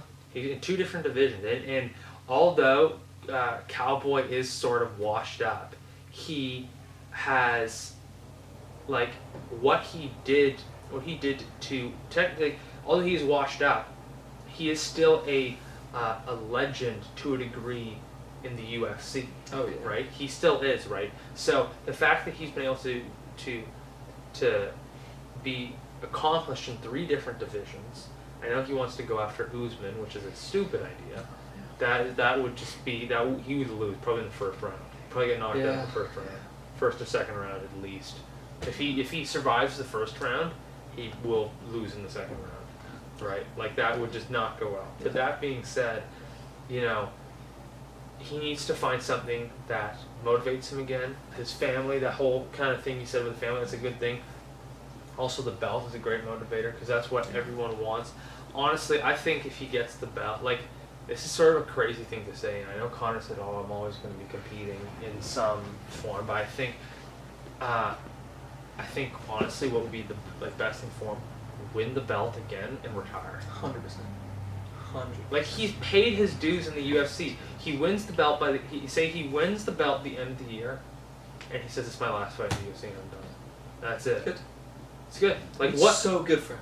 It'd be so good. It'd be amazing. Yeah, like, you don't need to continue to. Because what's going to happen? You're going to get older, and say you defend your belt a few times. I mean, he's never defended the belts that he. Oh yeah. Yeah, he didn't. I don't think he defended the featherweight, and he got stripped of the lightweight because of inactivities. And then there was the Iaquinta and Nurmagomedov fight, and we all know that one. So, went the distance. But yeah, man, I see. Yeah. I think he needs another motivator, and he needs to win the belt, and then he needs to retire. He doesn't need to do a thing like, as much as I love Rafael dos Anjos, he's trying to, you know, get the belt back. The guy's 37. Like, he's probably not going to get it again. Yeah. Like, Chael made a great point when he said, once you get to a certain point in like a position in the rankings and you lose that, you will never get that back. Yeah. I mean, to a degree, you will never get that back, right? Yeah. And you know, who knows? Like, even this is sad, but you know, who knows if Tony Ferguson will ever get back to where he was? Because like, I mean, it's ridiculous, and it's so ridiculous that he was denied like a title shot. I mean, he was gonna fight Khabib. But people call him like the luckiest guy in the UFC for not fighting Khabib like 3 times or something like that. Like, man, like avoiding Khabib, like people say, like Eddie Bravo said that the only way, because that fight was going to be in New York, and the only way that Tony would have won it, because MMA is a new sport, relatively new in New York. They said the only way he wins is if, you know, they're on the ground or something, say it's knowing it could be played on the ground, and Tony cuts him with an elbow. Yeah. The doctors in New York will probably be like, "Oh frick, oh gosh," and then they'll like pull a stoppage. Yeah. They, like, even Eddie, who's like really good friends with Tony Ferguson, and has I want to say Tony has got his, like, some of his rankings, like black belts in jiu-jitsu under Eddie Bravo, right? So he's very well skilled, but going back to what I'm saying, you know, once you lose that ranking, you may never get it back. So if Conor loses, like, it sucks to go out on a loss, but at the same time, is it worth just trying to get another win? Because then you just kind of become like an addict. Like, you just trying to get another win, right? And what's even the point? Like, what's even the point? Like, the only thing that's really good thing for Conor is he's young. Yeah, he's young. He's young, technically young. He's not like 38 or 39 or like some of these guys, right? But anyways, we kind of agree on this. Adesanya versus Vettori 2. Which you don't have to stay long on because I don't know a lot. Yeah, I don't know. I didn't watch the first fight. Neither did I. It was early in his Adesanya's UFC career. I think it might have been even. I don't know a lot about Vettori. I just know that he is big, and he'll probably use that to his advantage. And as much as I like Israel Adesanya, the guy is kind of cocky, and I don't like. Adesanya has proven he has zero ground game. So, like, if the fight goes, it's hard to judge that on Blachowicz. That is true. Because he's a black belt or brown belt jiu-jitsu, and then he's also massive. So he's very very skilled and just like against Adesanya. That's true. And he's also like trained in like judo as well. Yeah. So like the throws and everything. So I see Adesanya Vettori, like Adesanya, if he keeps it in the center of the octagon, it could go well for him. He uses his reach, picks him apart, sort of like a Paulo Costa thing. But Vettori is big, and he might want to put him against the fence. Honestly, I think Darren Till is kind of lucked out breaking his collarbone. Yeah. You know what? Yeah. We watched a bit of the the Till and Gastelum fight, and Till had a hard time with Gastelum when Kelvin was putting him up against the fence. Right. Kelvin Gastelum was a big 185er, but he had a very difficult time. Very, very difficult time. So, yeah, we can skip the Adesanya versus Vettori. I don't know enough about him. Yeah, same. Teixeira versus Blachowicz. Blachowicz? I don't know. I mean, you know what? Like, if Glover Teixeira wins, it'll be like he will be like the poster of who says 40, 41 or whatever, 42 is too old. This is what I want to happen. Glover Teixeira wins. I don't care how. Knockout would be cool. And I think he's dynamite in his hands, too. Yeah. Glover Teixeira wins. Belt around the waist. Chucks his gloves into the audience. Retires. That's it. That's just the way to do it. It is the way to do it, though. He's 42. Yeah. He's 42. I mean, if that's how you're going to retire, Conor should do it. Yeah, everyone should. What a year 2021. Just chucking it. Yeah. Like, I think the MMA community might be a little bit butthurt if Conor retires, but like at the same time, like he needs to. And it's so much better. Kind of like what you were saying before. I would rather see him retire as a winner, or even after one loss, than to see him keep trying and keep losing, and then eventually just like everyone just kind of accepts he's retired. Like even if you lose and then you retire, people forget about that loss. Mm-hmm. But if you keep losing and that's all you do, and you keep saying I'm gonna come back. Like BJ Penn was on a 6-fight losing streak. Yeah, it's like. And then was like cut by the UFC. It's like. I don't know, it's crazy. Like actually, we were talking about Marvin Hagler. Apparently, he was on a good winning streak. His last fight was a split decision loss, and he's like, I'm done. I think he retired at considered a young age for boxers. And I think the guy he fought was like Sugar Ray Leonard or something like that. So it's not even. But yeah, I think I want to see McGregor get it. I want to see Teixeira get it. Yeah. And then just like retire. Gabriel, would you be upset if McGregor retired this year? Not at all. Do you agree with what we're saying? Not at all. Not at all. I would compare it to you can't really compare it to the Khabib thing, because people will always want somebody who's undefeated to come back to show that they can still do it. But I think Conor, he's gone through the ups and downs. We've seen him go through everything in the UFC, so having him retire on a high note and not really draw that career out, and having people remember him in sections instead of like a full career. Yeah, I think that's probably the best for him. Yeah, like it's good. Like it's actually like GSP. It's like GSP. Like although GSP he didn't he did have some losses, but I'm not talking like in the later part of his career. Like have some losses, then leave, then come back. Able to get the belt twice in two different. Able to get the belt in a division in two different divisions, and then in the lightweight division where there's some killers, and you got to factor that in. Yeah. Be able to take some losses, then come back and get the belt, right? People are comparing, they want to compare this year to 2016, where Conor was on a super high note, and then 2016 he starts the year off with a loss. And by the end of the year, he was the lightweight champion of the world. I love that. That'd be great. That'd be awesome. That'd be awesome.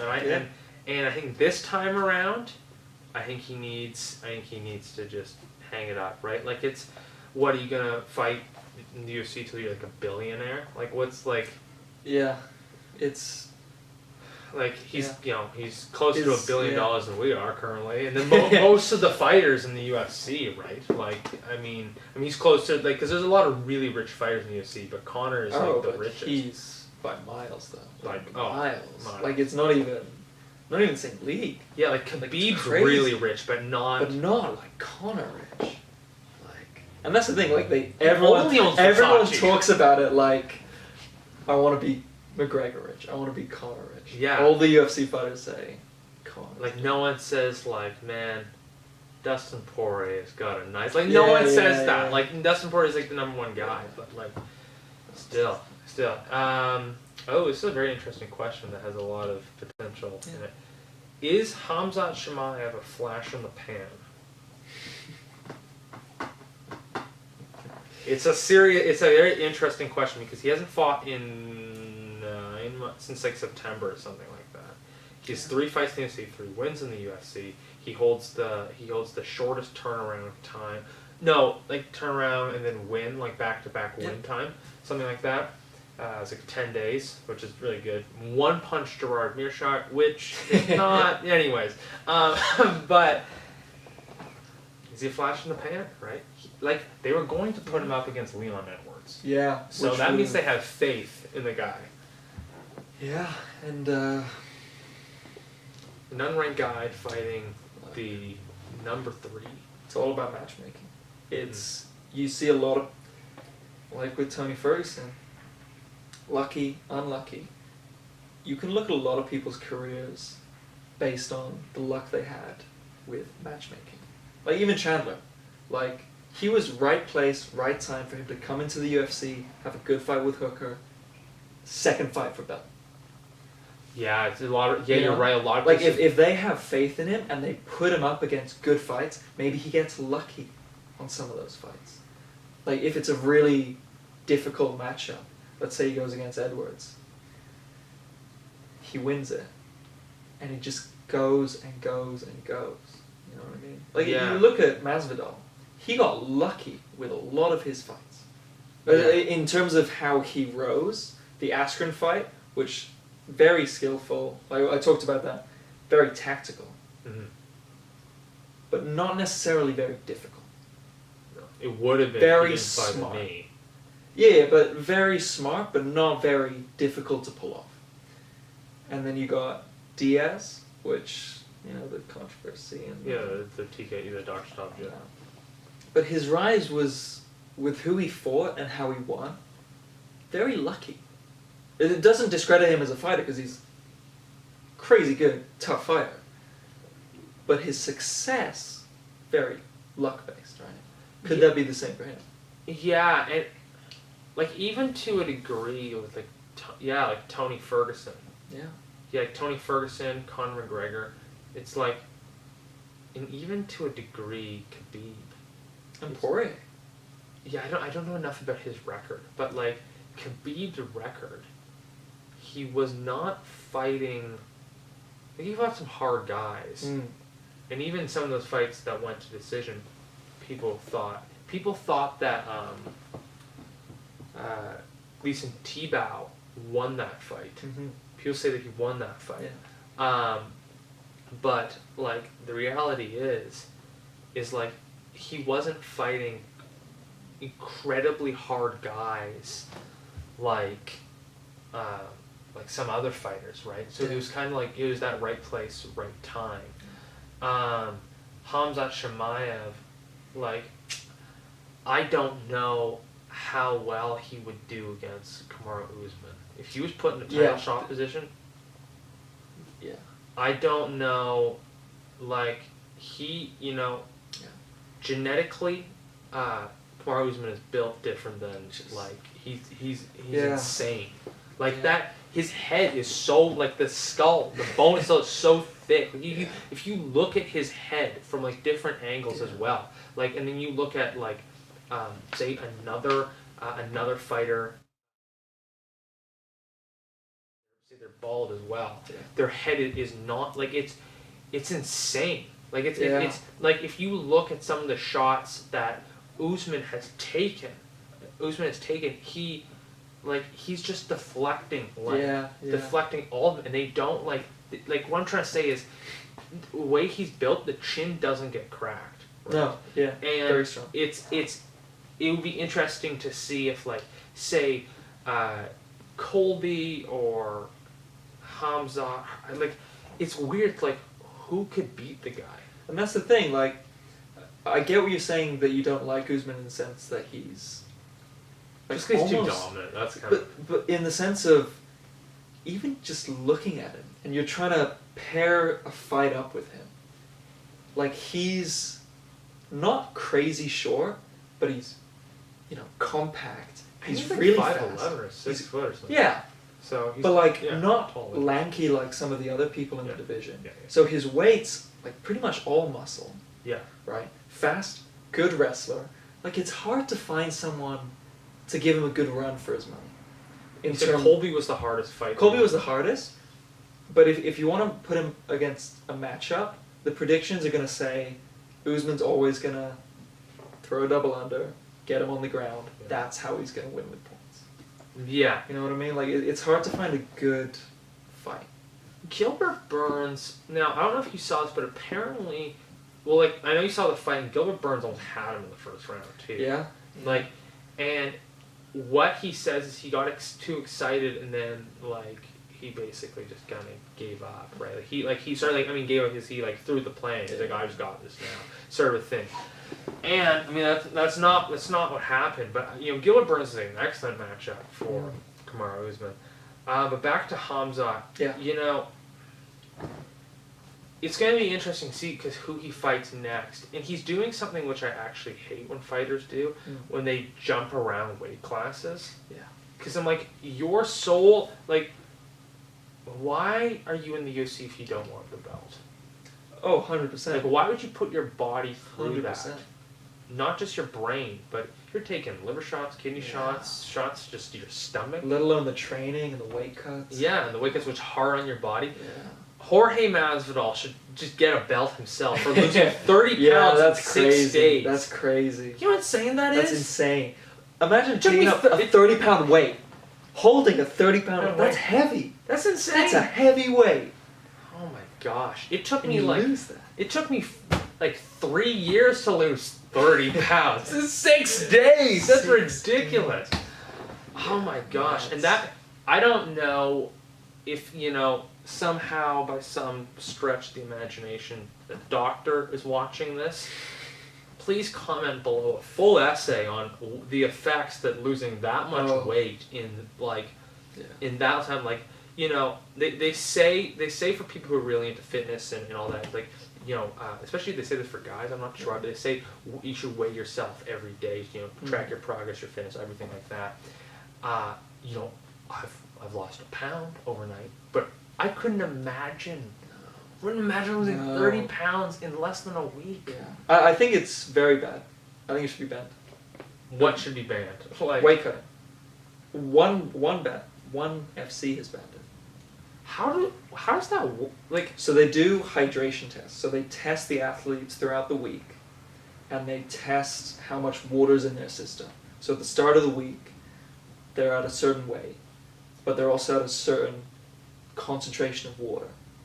And which I kind of get. It's like, if you're fighting at 155 pounds, but then when you go into the ring, you're fighting at 170. Like, you're only 155 pounds for a couple hours on one day at weigh-in, and then you are fighting at 170. Like, why don't you just fight at 170? Why isn't it? Like, I don't get that.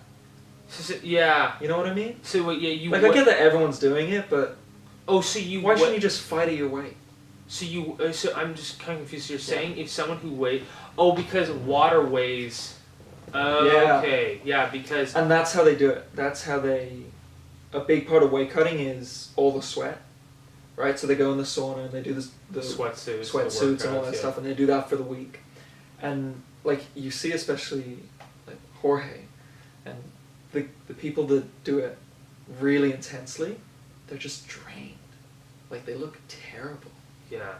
But it's... And it depletes the brain and stuff like that, because there's not enough water flowing everywhere. Yeah, and then there's, like... Yeah, no, I understand what you're saying. It's like, because there's some fighters who, like, take example Cowboy. He says that, like, he's been fighting at 170 for a while, and he's saying that those guys just punch too hard for him. And so, like, there's, like, what your weight is, but there's what you can handle as well in terms of, like, your opposition, right? So, like, take the time to lose the weight to get down to your desired weight, right? Like, there's people who weigh 180 pounds, but they can handle around 155, and their body's able to lose that amount of weight, right? The 25 pounds, whatever it is. But yeah, man, weight cutting is dangerous, because it is really it's bad for your everything, right? Yeah. So, I mean, as long as you, because apparently, like, Dustin Poirier has been able to, like, walk around at, like, 190. Yeah. Like, apparently he got when he got the call for the second fight, it was over Christmas, and he was 190 pounds or something. Yeah. That's crazy. That's crazy. Yeah. That's crazy. So, I mean, there also is a bit of fighter responsibility, though, in not letting themselves go. Yeah. Right? But then they all go up a weight class. You know what I mean?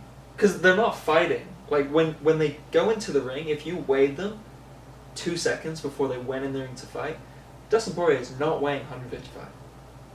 Because they do that weight cut, then that's a day or 2 days before the fight. Usually a day. Usually a day before the fight. 4 hours, yeah. But then they regain all that weight. Like, that's the goal. The goal is to regain all of that weight. They drink a ton of fluids throughout the day, gradually, but they regain that weight, so they're stepping in there. Not 190, because that's a lot of water. That's extreme. But he would be stepping in there, 160, 170, 175. Jeez.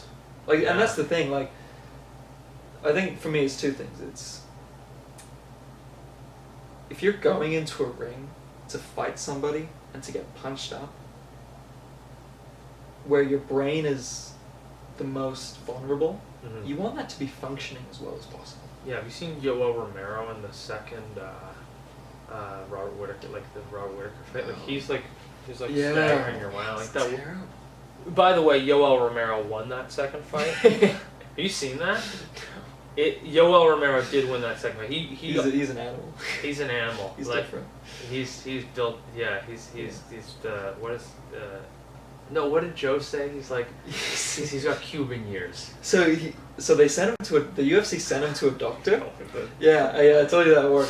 So they sent him to a doctor to X-ray him and analyze him after one of the fights, and the doctor called Dana White and he said, "I have never seen a guy like this. Like, everything about him looks like it's been built in a lab. The tendons behind his eyes are 3 times stronger than anything ever recorded. Like, this guy is different." Like, Yoel Romero, he's like, if you have like a poll, using like these polls like the most robbed guys in the UFC, Yoel Romero is the most robbed guy in the UFC. He should have won the second fight with Robert Whittaker. Like go and watch some highlights of that. Robert Whittaker is like, there is several times where the ref should have come in and stopped it. Like, you know when the fighters get rocked and start doing the chicken dance? Rob does that like a bunch of times. And like, he apparently, legitimately, the scoring like might have actually been that Robert won. Because it was a split decision. Yeah. But based off the highlights that I saw, you would think that Yoel won that. I don't know. we keep getting off topic. Yeah, Hamza Shimane. Do you think he's a flash in the pan? Well, he wants to fight all in this year. 170, 185, 170, and finish off the year 185, which is I don't know. I think we'll see how this year goes. He had really bad COVID, didn't he? He almost died. Yeah, because he was training through it. Yeah, heavily. Yeah. which is the exact opposite of what you want to do. Yeah, and the guy who's the leader of Chechnya, he wanted to go see him. Oh. And basically, I think from what I remember hearing, the leader said, you should keep fighting, essentially. And there was like a whole country loyalty thing, and he just kept training, and like it was like apparently he was like coughing up blood. Yeah. You know, sorry. I don't know why that guy started coughing. Oh. No. Yeah, I'm riddled with COVID. I don't think he is a flash in the pan, 'cause I don't think it's fair to say somebody hasn't fought in almost a year. Yeah. He has 3 fights. He is technically undefeated because he fought in Brave and stuff like that in the Middle East, and I think he's fought maybe in something else. We'll have to see. They'll have me back on towards the end of the year. Yeah, see if it's a flash in the pan. So the next question was upcoming lightweight prospects. Now, it's totally fine that you weren't able to see them. There are some really cool ones. Like, there's some crazy fights coming up. There's a guy who we've seen, we're talking about Hamza. Yeah. There's a guy who trains with Hamza, who's from Georgia, like the country, who is named, I could be saying this completely wrong, Guram Kutataladze. He trains with Hamza, and I saw this video where it was Hamza, and it was like the whole team, because where they train in Sweden, they have that, I think that gym is like a YouTube channel or something that. Yeah. And it's like really well done too, and the coach of the gym said, yeah, when Guram is tired, the other guy's dead. Like in training, like he's that crazy. But he's gonna be fighting a guy named Dom. I think it's Don Maggi, who's a South African guy who was it him who I was looking at? But or maybe it was a different fighter. But one, he is really strong, but I think he has like several like first round like knockouts and stuff like that. He's just, I think it's gonna be a great fight. I don't think it's a main card. Like it's gonna be on the main card. So I mean, I gotta get TSN and Fight Pass and all these things. It's really good. Yeah. Before I started working, all of my Sundays I wouldn't watch the fights at night because I could never get ESPN Plus working. That was weird. But Sunday morning, I would just put on the fights and I would have some nice food. Boom. Yeah. My shifts at New Balance are on Saturdays because I work my other job during the week. So, and usually after the time that I get off at work at New Balance, I am all the prelims have already started, so I can't like all the prelim cards. So even if I got ESPN Plus, I don't know if I'd be able to anyways, but this is now we're moving from UFC. We actually do come back to UFC one more time. The next question is very loaded, and it's heavy. Opinions on Jake Paul as a fighter? Yeah, I think there's two aspects to it. When you look at his actual fights and the fighters he's fought, very handpicked, very curated, very basketball player, YouTuber, UFC guy, who was mostly a wrestler. And was pretty only a wrestler, no striking at all. He's a good boxer. He's a good boxer. You can't deny that when you watch his videos.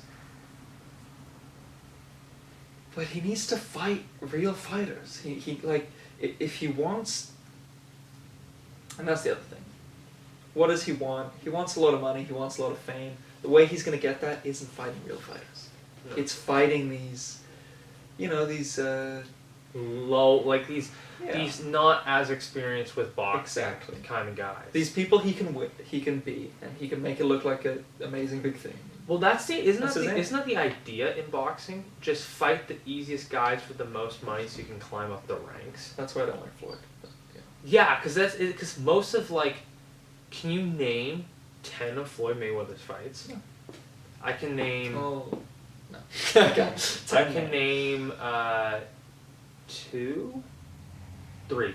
I can name 3. I can name Canelo Alvarez, Manny Pacquiao, and Conor McGregor. De La Hoya he fought as well. Oscar De La Hoya, dude, when was that? Oh, it was young. We beat him.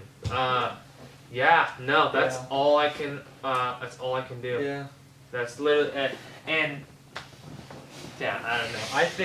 I think honestly, Jake Paul, me being someone who loves boxing training. I love boxing training. It's awesome, but just think that boxing has to be next to golf, like the most boring sport to possibly watch. Like it's just like, oh gosh, 12 of these rounds. Like I remember when we watched a little bit on YouTube of the Tyson Fury and Anthony Joshua fight.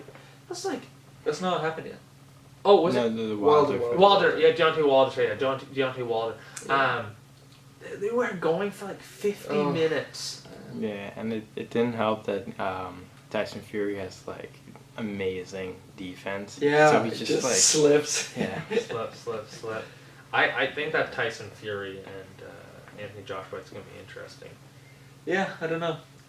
Some Arab billionaire wanted to. Oh, it's in Saudi. It's in Saudi. No, but he wanted to have it on the yacht. Yeah, I know. I heard about that. That's ridiculous. That's hilarious. That's so funny. But Jake Paul's a fighter. Me as the MMA guy, I actually want him to. I want him to transition to because he has transition to MMA because he has a wrestling background. Yeah, but he won't. He should. But I mean, I think all power to him. You know what I mean? He's a young kid. He's making money. He's despicable as a person. Makes some interesting life decisions. But I think that's also part character. Oh yeah. Oh, for sure. Right, and he's getting a lot of money. He's doing what he wants to do, which is be really famous and get a lot of money. If that's your goal, you're doing your goal. That's not my goal. That's not everyone's goal. Yeah. I'm not saying morally that should be someone's goal. But if that's what he wants to do, he's doing it. He's doing it. And I mean, the thing is, you have to remember, if Dana White allowed CM Punk, if Dana White allowed CM Punk into the UFC and allowed him to fight twice, and I think both on a main card, then surely he will allow Jake Paul. Yeah. The thing that Dana White agrees with is that the name Jake Paul makes Jake Paul money. When someone says that name, the guy's getting money. The guy's getting these guys making money right now. Just us talking about it, right? Even somebody watching this right now, as we're talking about, they're thinking about Jake Paul, and they may go watch some Jake Paul boxing or something like that. Yeah. It's crazy. Jake, it's just so weird. It's so weird how much money this guy can and height this guy can generate, right? And the thing is, it's so infuriating, but that's just fueling it. It's fueling it. You want to be angry about it. You want to talk about it. I hate him. But that just supports it. Him going to that fight in Florida. And getting the whole crowd chanting against him. Chanting against him, saying whatever. But then how many people are going to hear that on TV, search him up? They're going to hear that and just... Or watch the video of him in DC. And, who is this kid? Oh, he's doing that. He's getting money on those YouTube He probably got 500,000 followers on Instagram just because of UFC 261. Yeah. Right. It's ridiculous. Yeah. Next question. Jake Paul's a fighter. I think he's he can box clearly. Yeah. I really want him. People talk because now Tyron Woodley is cut. Do you think that he should box Tyron Woodley? Or Tyron Woodley is just completely washed from all combat sport? No. Tyron could destroy him. Did you watch Tyron's last fight? Of course I did. Really good. I like, obviously unfortunate ending, but he was out there to make a point. You know, when he put the gas on. He put the gas on, and he showed that there's still something left.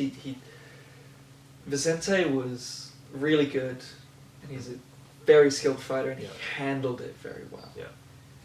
But Tyron showed that he's not done. No, he's not. He's not. No. Like he's done. He should stop fighting.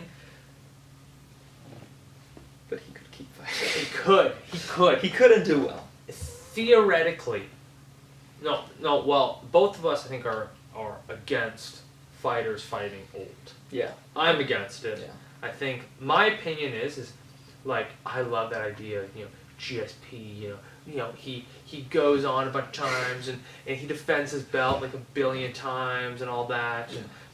But my opinion is, get your belt and get the heck out of there. Yeah. Get your belt and retire. Yeah. Like, who cares? Oh, you didn't defend it. Oh, whatever. You So won. Yeah. That's Right? the goal. Yes, you won. Won. You got the goal. You won. And that's the thing.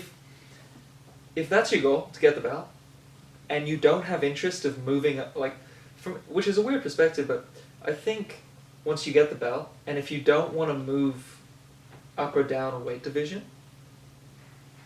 you should just kind of stop. Just stop. Because that's the end goal. You're going to defend it, maybe you'll lose it, and then your goal is to win it back again. Yeah. Like, the end goal is still that belt. Yeah, it's just like yeah, because the end goal is, I mean, maybe there are fighters who like, yeah, I want to defend it a couple times, 3, 4, 5 times. Fine. It's just fine, right? But you also, like, the thing is you also have to remember is fighters, once you get the belt, they're going to make themselves, the fighters who are next in line to the throne to fight for the belt, they're going to make themselves somehow better in order to get that. And they're watching that person. Mm-hmm. They're only watching that person. Nobody cares about you when you're ranked number 5. Maybe they only care about you if they want, but they, like, you know, it's I'm looking at, you know, that chair over there, right? But you know, I'm gonna somehow use this chair to hop off and get onto that one over there. Like, I'm not really paying attention. Like, you know what I mean? Like, I'm not paying attention. I'm paying attention to who has it currently wrapped around their waist, right? What can I do to get to that? Yeah, 1,000%. So, but anyways, next question: Logan versus Floyd. Yeah, I think that's, you know what? I have a really bad feeling that Logan's gonna win. I have a really bad feeling. He's massive. Oh, he's a beast. I don't know if Floyd can even reach him. like he's big, man. How tall? Do you know how tall He's Conor? 6'6". No, He has to be like no, Floyd. Floyd. Oh, Floyd. 5'6", 5'7". No, I thought he was like, He's 5'9". He's not known for his. But like, I saw they did a standoff kind of thing. Like, you look at it, if Floyd reached up to punch him, Logan could just go like that, and it would miss. You know, he doesn't have to do a lot of head movement to miss the punches. Yeah, he's 5'8", so. He's 5'8". How tall is Logan? Because what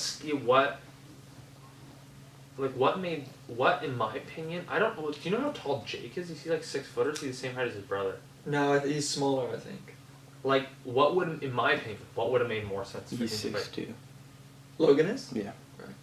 Yeah, so it's like around 5 inch difference. Yeah. What is that? 6 inches? Yeah. That's crazy. That's not. Yeah.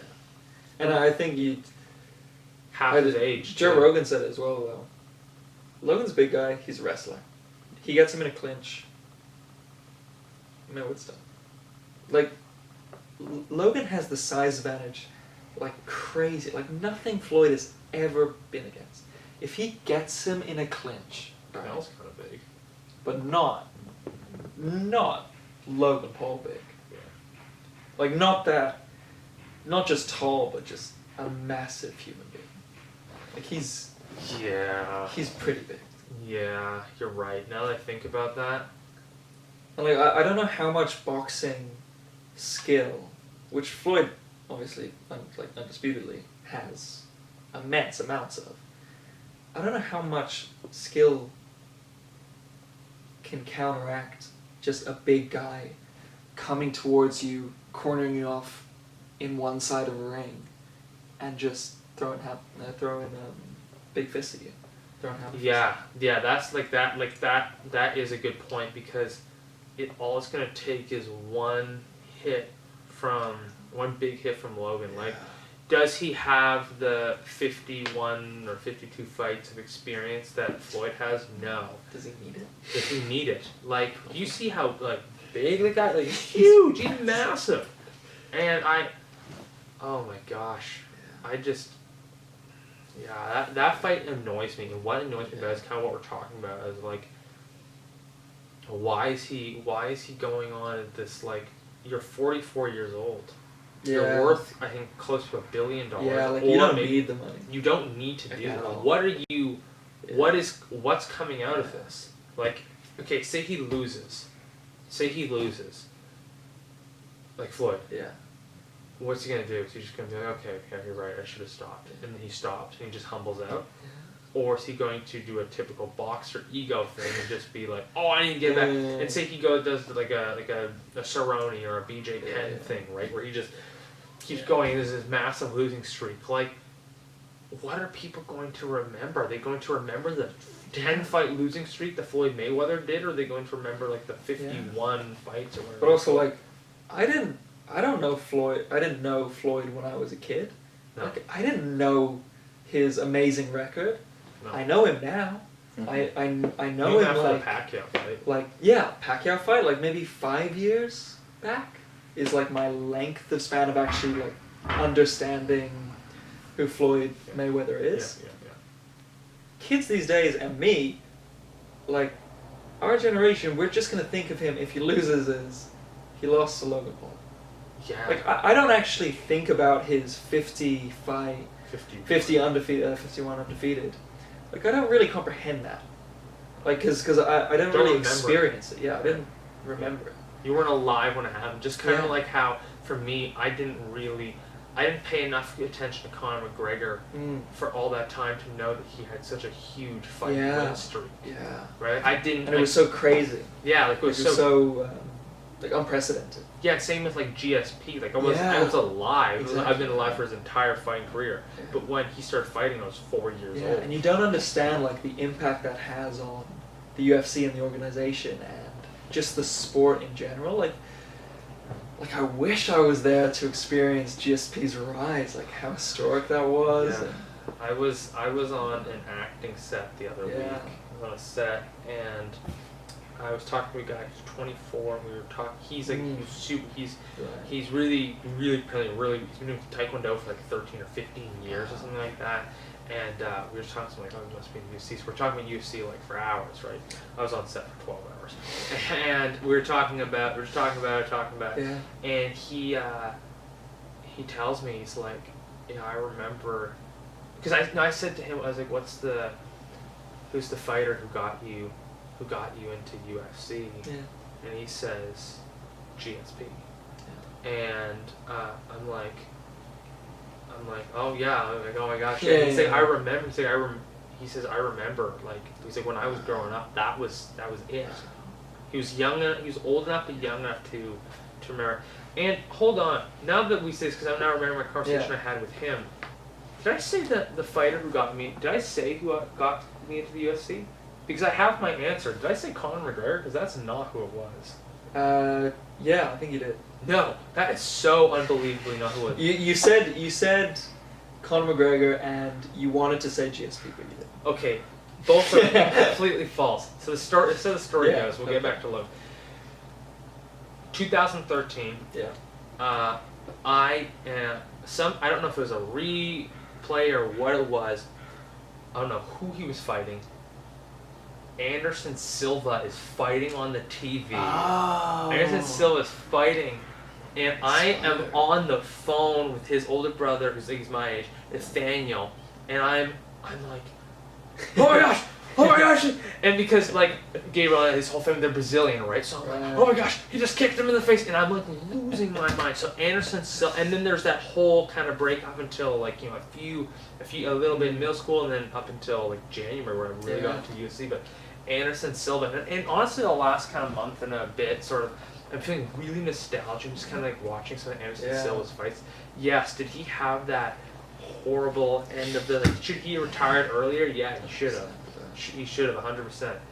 But the thing is, like, oh my gosh, like crazy. Like you watch some of his highlights, just like he was like insane. It was just slipping, and then I love where he kicks the guy in the face. And have you seen that? I think so. Yeah. Oh my gosh, he was something else, and I don't know if for the 185-pound division, it'll be interesting to see if Israel Adesanya can have the same. Yeah, really interesting thing. Really interesting. We'll see. We'll see in June. Yeah. See, because he's coming off a loss, different division. Let's just see. June. I want to say 17th. I'm not sure. Whenever that fight is with Vettori. I don't know what it is. We'll see. It could be the start of like the new Silva or not. We'll see. Yeah. Logan versus Floyd, I honestly, based off of history, Floyd wins. Yeah. Looking just at Logan, looking just at Floyd. That's dangerous. What? But I'll just say, like, Floyd's never really fought somebody who is that. I don't know, but he's never fought somebody who's 6'2". That's the thing. Like, physically, I can't compute. like I can't understand. And it's also like a 30-pound weight difference. Yeah. And I definitely think Logan can definitely like last. Has the endurance to last. Cause he's been wrestling since. For a long time. Yeah. Probably well over a decade. Yeah, like honestly, in terms of like a fighter, I personally think he's better than Jake, even though he hasn't been training in boxing. But if you want somebody out of the two Paul brothers to go into the MMA, and somebody he's controversial, but like as much as Jake brings in the money, but like in terms of somebody who's not skill, it would be Logan. Yeah, I agree with that. I think Logan would actually be a really good fit for MMA. Yeah, and I don't know if Dana hates him. No, I don't know. I think he's in Dana's good books, right? Yeah. And the reality is being in Dana's good books like speaks volumes. Ariel Helwani. I don't know if he's still in. Is he? He's I don't know. He's alright. Because what happened? Because there was some falling up between. Yeah, it was a Because he released information that hadn't been released yet. So it was about the Brock Lesnar. One of Brock Lesnar's. His comeback in 2016. Because I read a bit about. Yeah, and I think he just. Yeah. Like leaked the information. He leaked stuff too early. Yeah, he really shouldn't have. Yeah, he did. All right, this is the last question. We've kind of passed this several times. A fighter's second prime. So they have one. So this is something I have noticed. No, it's not. Everyone's. Out of fighting, everybody's different. Their bodies, everyone's different. But this is something I noticed is they hit their prime in the 29 to 33-ish mark. And because I don't even think Holloway's hit his prime yet, but no, I honestly don't think he has. Khabib, which is crazy. Khabib doesn't even think he has. It'd be crazy. I honestly hope he I know Alexander Volkanovski is Australian, and I'm Australian and all that, but I honestly want Holloway to get it. Anyways,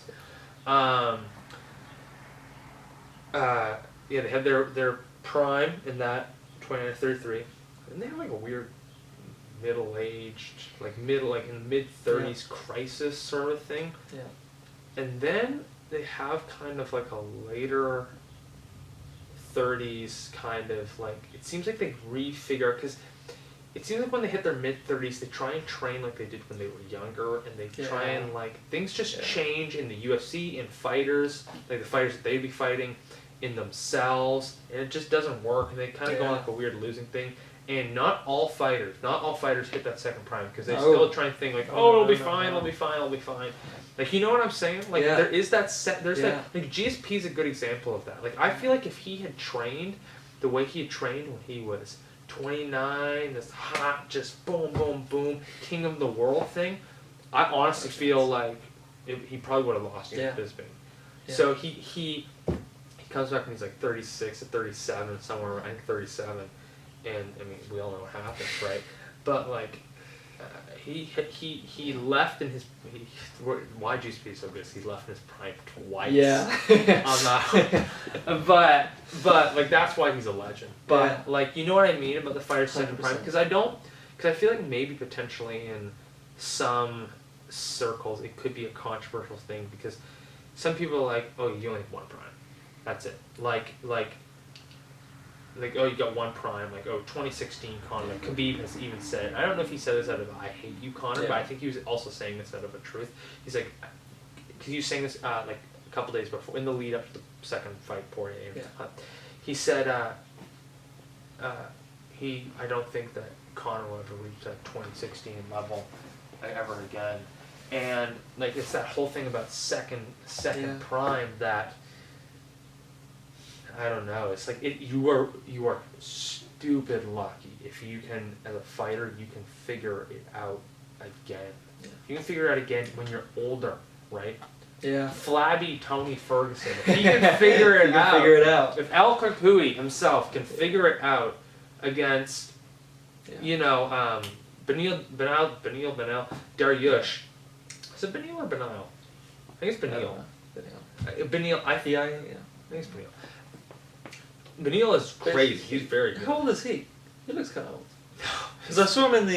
he's got gray hair. He's got a lot of gray hair. How old do you, like, how old do you think he is? Well, I thought he was like 30. 30? Like 30. He is. He's like 31 or 30. Okay, yeah. He's not... because I didn't think he was he looks 40. Really... He looks 40. Yeah. Yeah. And as for somebody who grew up, like, for a good amount of years in, like, Iran, he speaks, like, perfect, has the most perfect, like, English accent, too. Like, he grew up there until he was, like, 11 or 12, something like that, 10, 11, 12, and then he moved to, like, California. The fact that he was able to completely, like, transition, maybe he learned, like, he also knew some English when he was in Iran, I don't know. But that's also a good question. Do you think Tony, and because Tony's a weird case too. Like he's built different. Do you think Tony can actually has the possibility to like actually beat, you know? I don't know. I've not researched enough into that fight to see. I think with the second prime thing and probably with Ferguson as well, they need to be to an extent self-aware. Like you were saying with changing how you train. They need to be self-aware in the sense of, I'm getting old, I need to change what I'm doing, I need to focus more on recovery, and they need to rely on experience more. Like you look at Holloway before Cater in his training camp, didn't do any sparring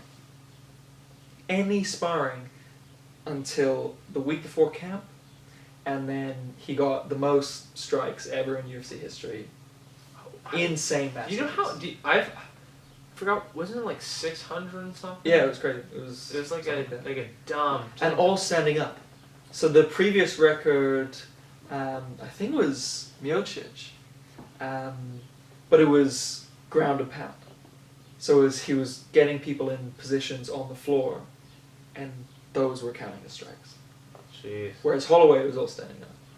Yeah, a lot of Holloway's fights don't go to the ground. Yeah. Do they? No. But yeah, fighter second prime. Man, I think I think Tony Ferguson is a good way to close this out. I think Tony. I don't know. It's just so weird because it's like if he loses and he does like a losing streak thing, which would suck. Yeah. Because if he loses, then he'll be on his third loss in a row. And it'll be like, okay, what do we do with him now? Because like he never fought for the title. That's the thing. He deserves a bit more. You know what I mean? Like he's been fighting in the UFC for so long, and I just feel like he deserved to have a belt. He had the interim. But like he needs a.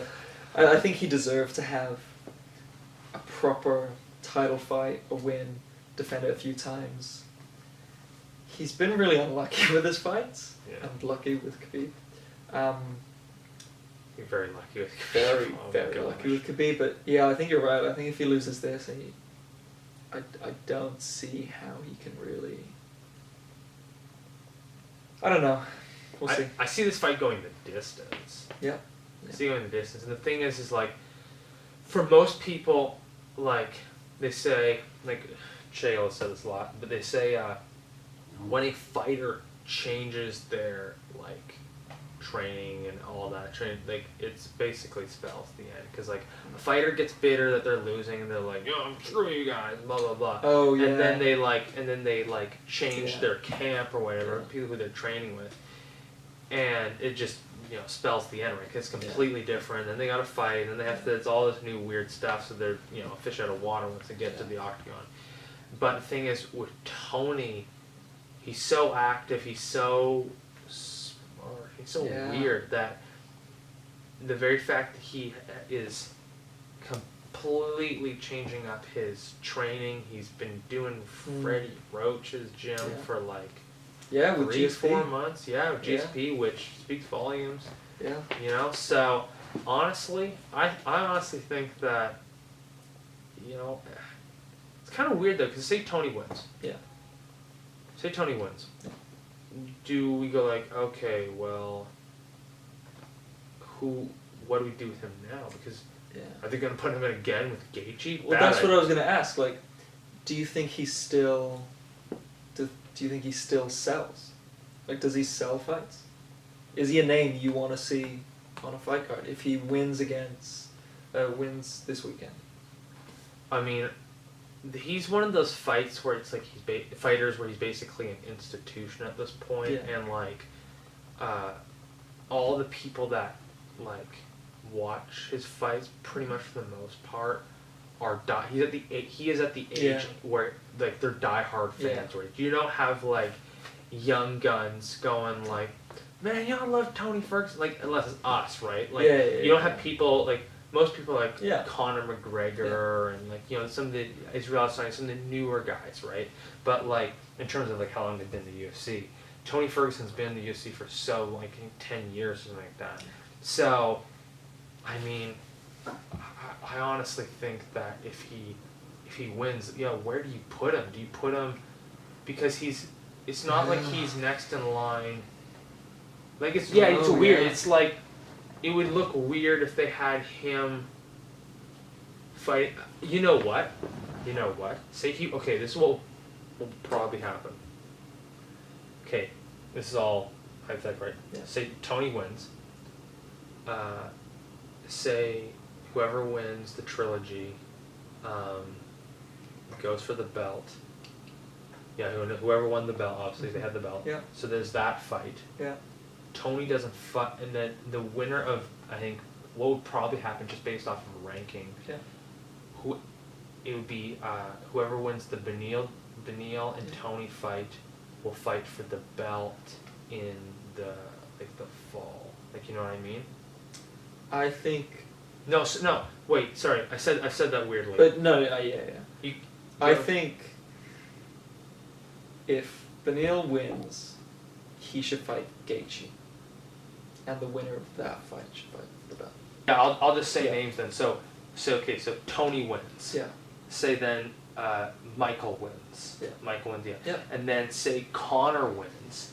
So that would mean Michael and Conor, and they say, because we're diehards, Conor wins. Yeah. So Conor wins that fight. Now Conor's got the belt, and then Tony will probably swoop in, and he will fight.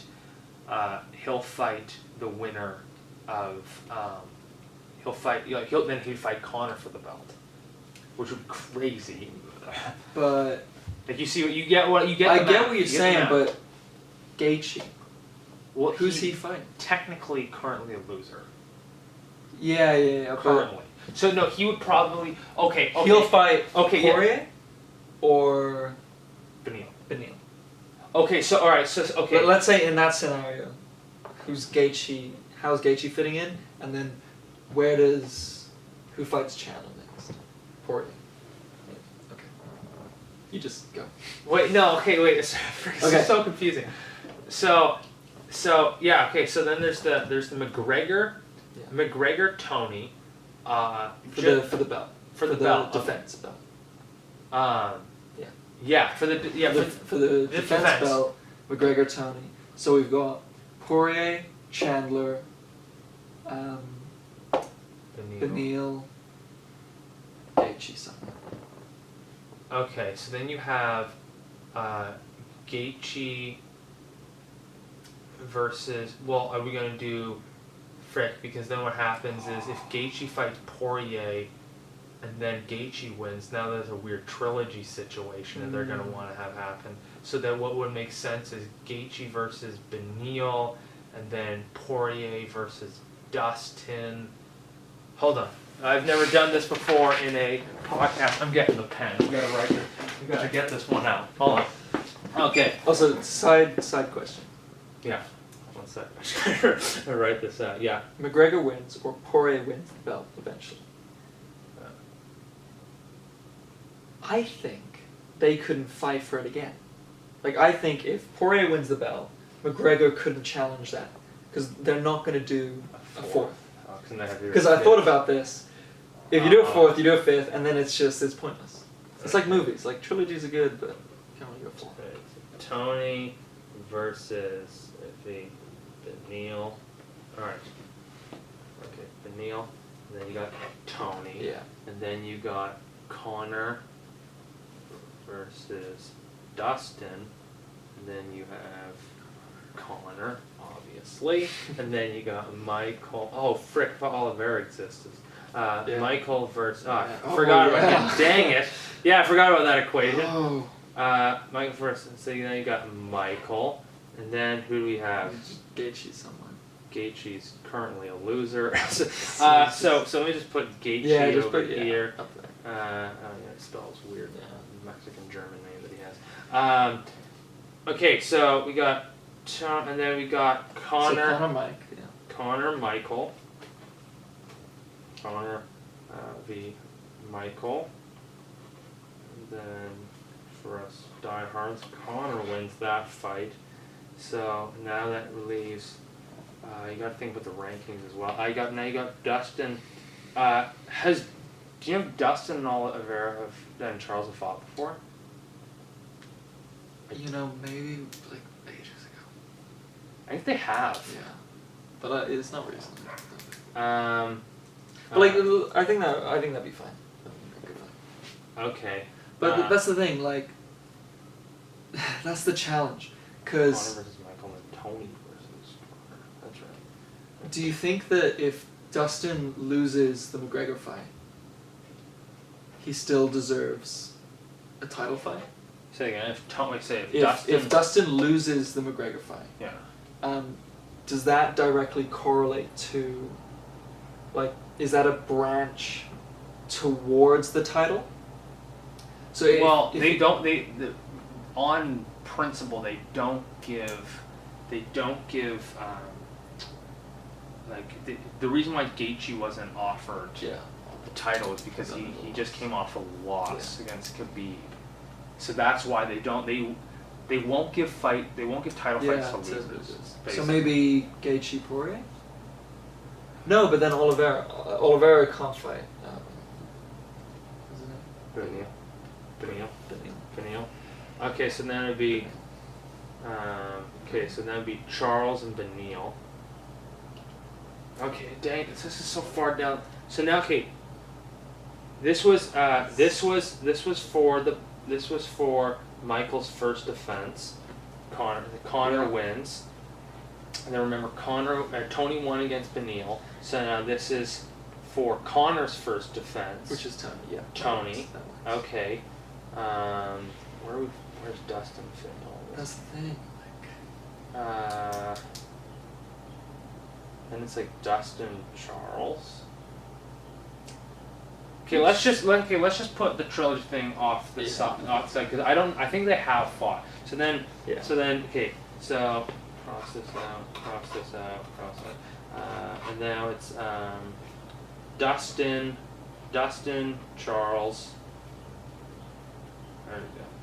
So I don't really like Charles over. So Dustin wins. Oh, dang it! How does Justin Gaethje defend all that? Yeah, like it's a bad mix. It's a really good mix for the trilogy to the title fight, and then a title defense, because that's very clearly. In that sense, anyways. Because it makes sense. It makes sense. Makes sense. Tony's old. Give him a fight. Exactly. Give him a shot at the title. Exactly.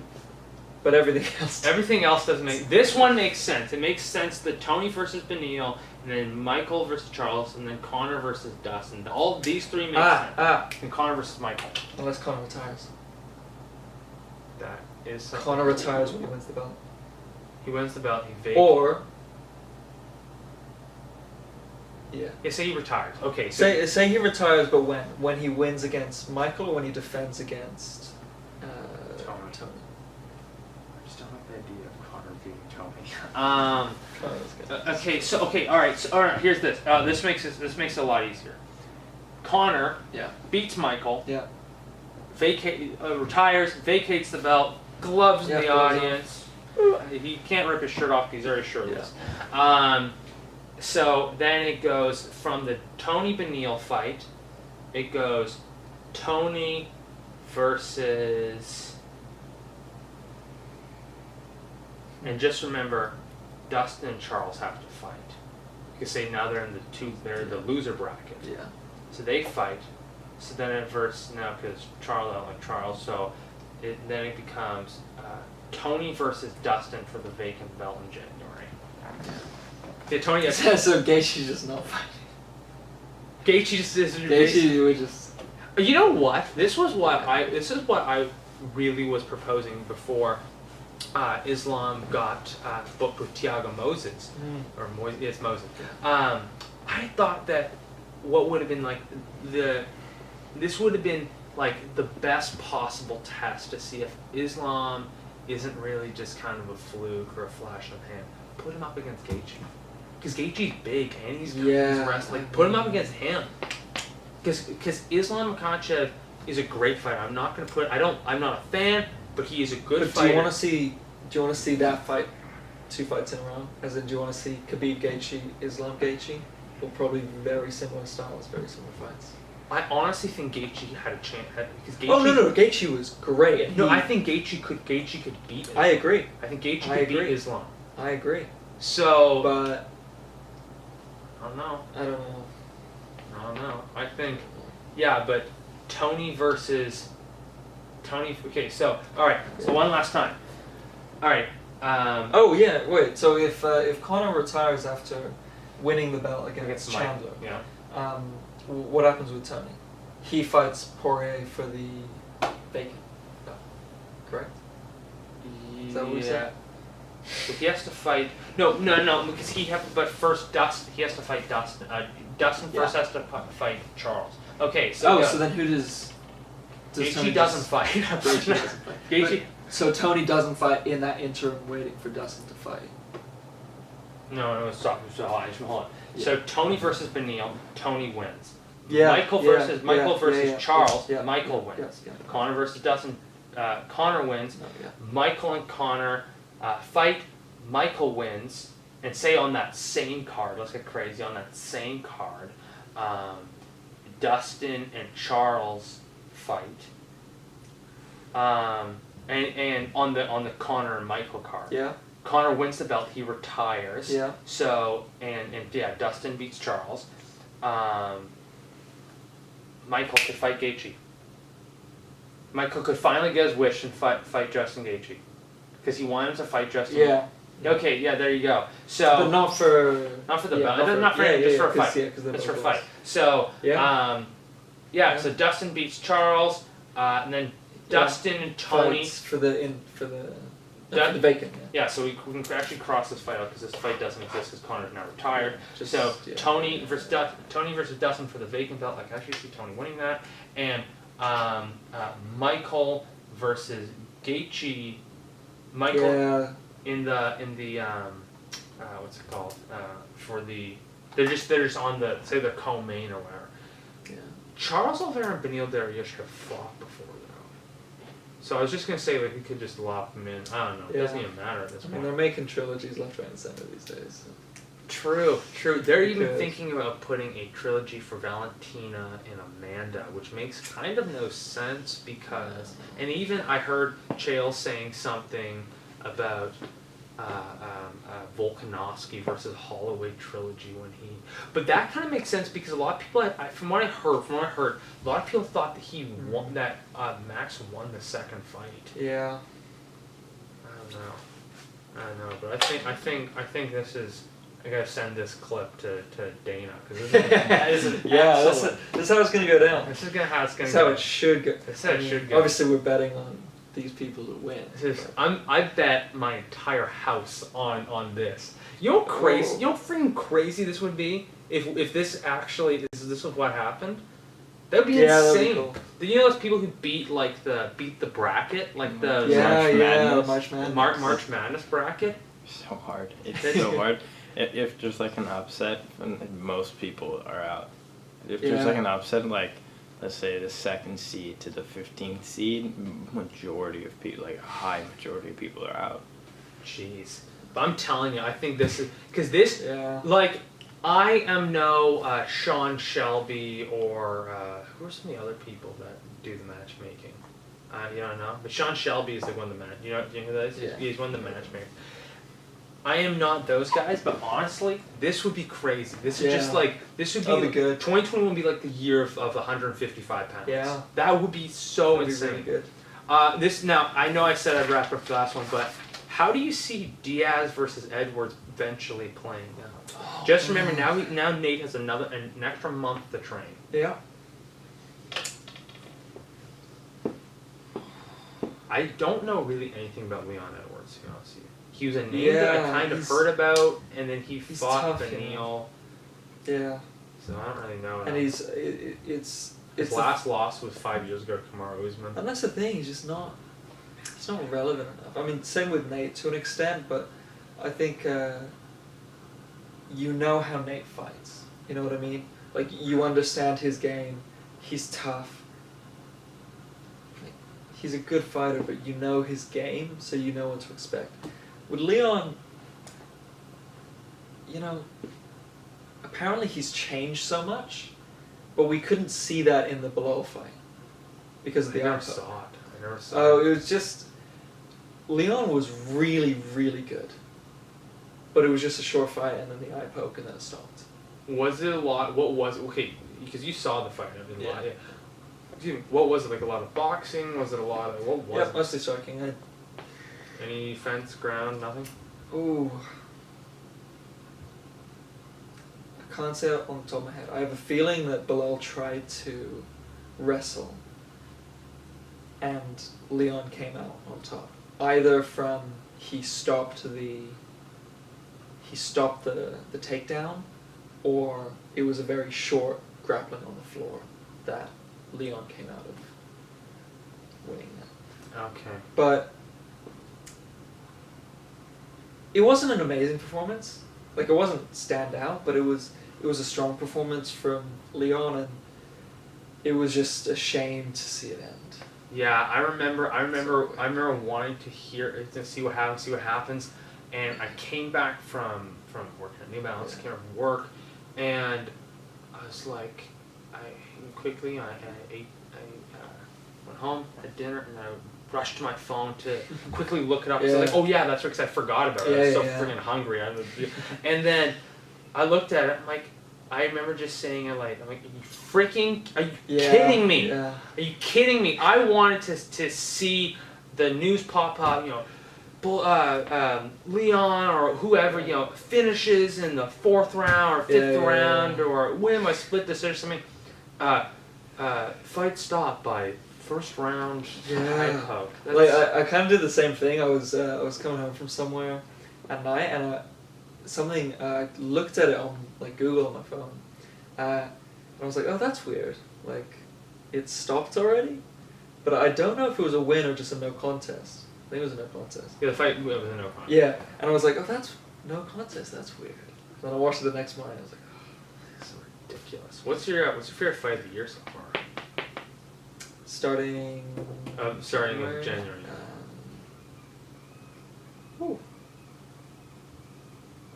Poirier Mcgregor 2 was January. January. December. I think January 23rd or something. Probably actually Hooker Chandler. As like. That's good. Yeah. Mine one is this was the night. You'll remember this. The night of the Kamaru Usman Gilbert Burns fight. It was one of the prelims. Julian Marquez versus Maki Patoli. Is that the super bloody one, or is that the one? It ended in the anaconda choke. Yeah. Did you see that fight? You No, must I have. don't You must have seen it. It was the night that the Gilbert Burns and Kamaru Usman fight. That was so That was crazy. the first fight, right? No, I only watched Or the fight. I second? didn't watch the full card. Oh, okay. Yeah, it was like the main card, but it was insane. It was back and forth. The entire fight, you would be like, I'm not too sure who's gonna win. It ends in the last 30 seconds or something like that. It rolls. Oh. Julian Marquez just does an anaconda choke. Oh my gosh. And it's after like, the other guy, like he had him in a choke before that, and he just Maki had it. barely slips out. Fight keeps going on. Gets him in the anaconda choke. Just wins it. It was Done. crazy. There was like so many parts where you're like, oh, the fight's done. It's done. Yeah. It's done. Julian Marquez, the guy who won, super hairy dude with like a mullet. It's hilarious.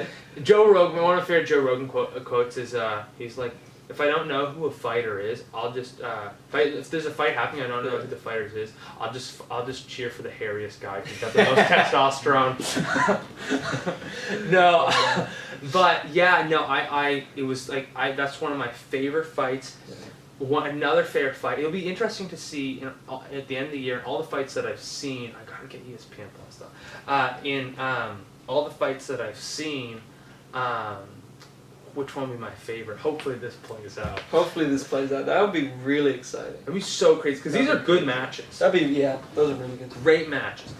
My favorite fight, and this is a controversial fight, but it was a ridiculously good fight up until Petr Yan versus Aljamain Sterling. It was a good fight, but Aljamain. Do you think you ever played that? Yeah.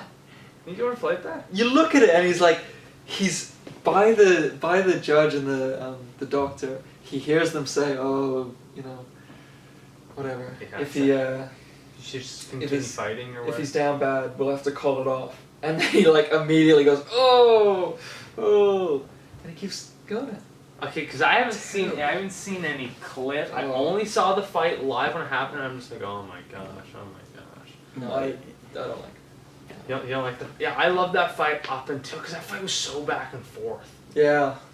That was such a good fight. Oh my gosh. Anyways, we should probably wrap it up. It was fun. This whole thing was good. I'm mad excited about this. I hope that plays out. I mean, then there's the lone Justin Gaethje floating off just in the distance. We'll see. Yeah, he'll fight. You know what? Gaethje spends the year training hard. He fights Islam Makhachev because he really is Islam. Yeah. Thiago Moses is one of those up and comer guys that I was going to talk about. He's really good. He's got a great record, and I think he should fight Gaethje because it'll be a test. It'll be a test to see is Islam Makhachev, because he's only been fighting once a year. It's weird, right? In the last 5 years, something like that. It'll be a test to see is Islam Makhachev really as good as we make him out to be, and kind of just like how they were going to have Hamza against Leon. Like it's an experiment. Let's see what happens. Let's try it out. Anyways, Ethan, it's been a pleasure. This is good. Yeah. I gotta have you on again because 100%. Man. This has been a lot of fun. All right, definitely. Perfect. Wrap it up. All right. See ya.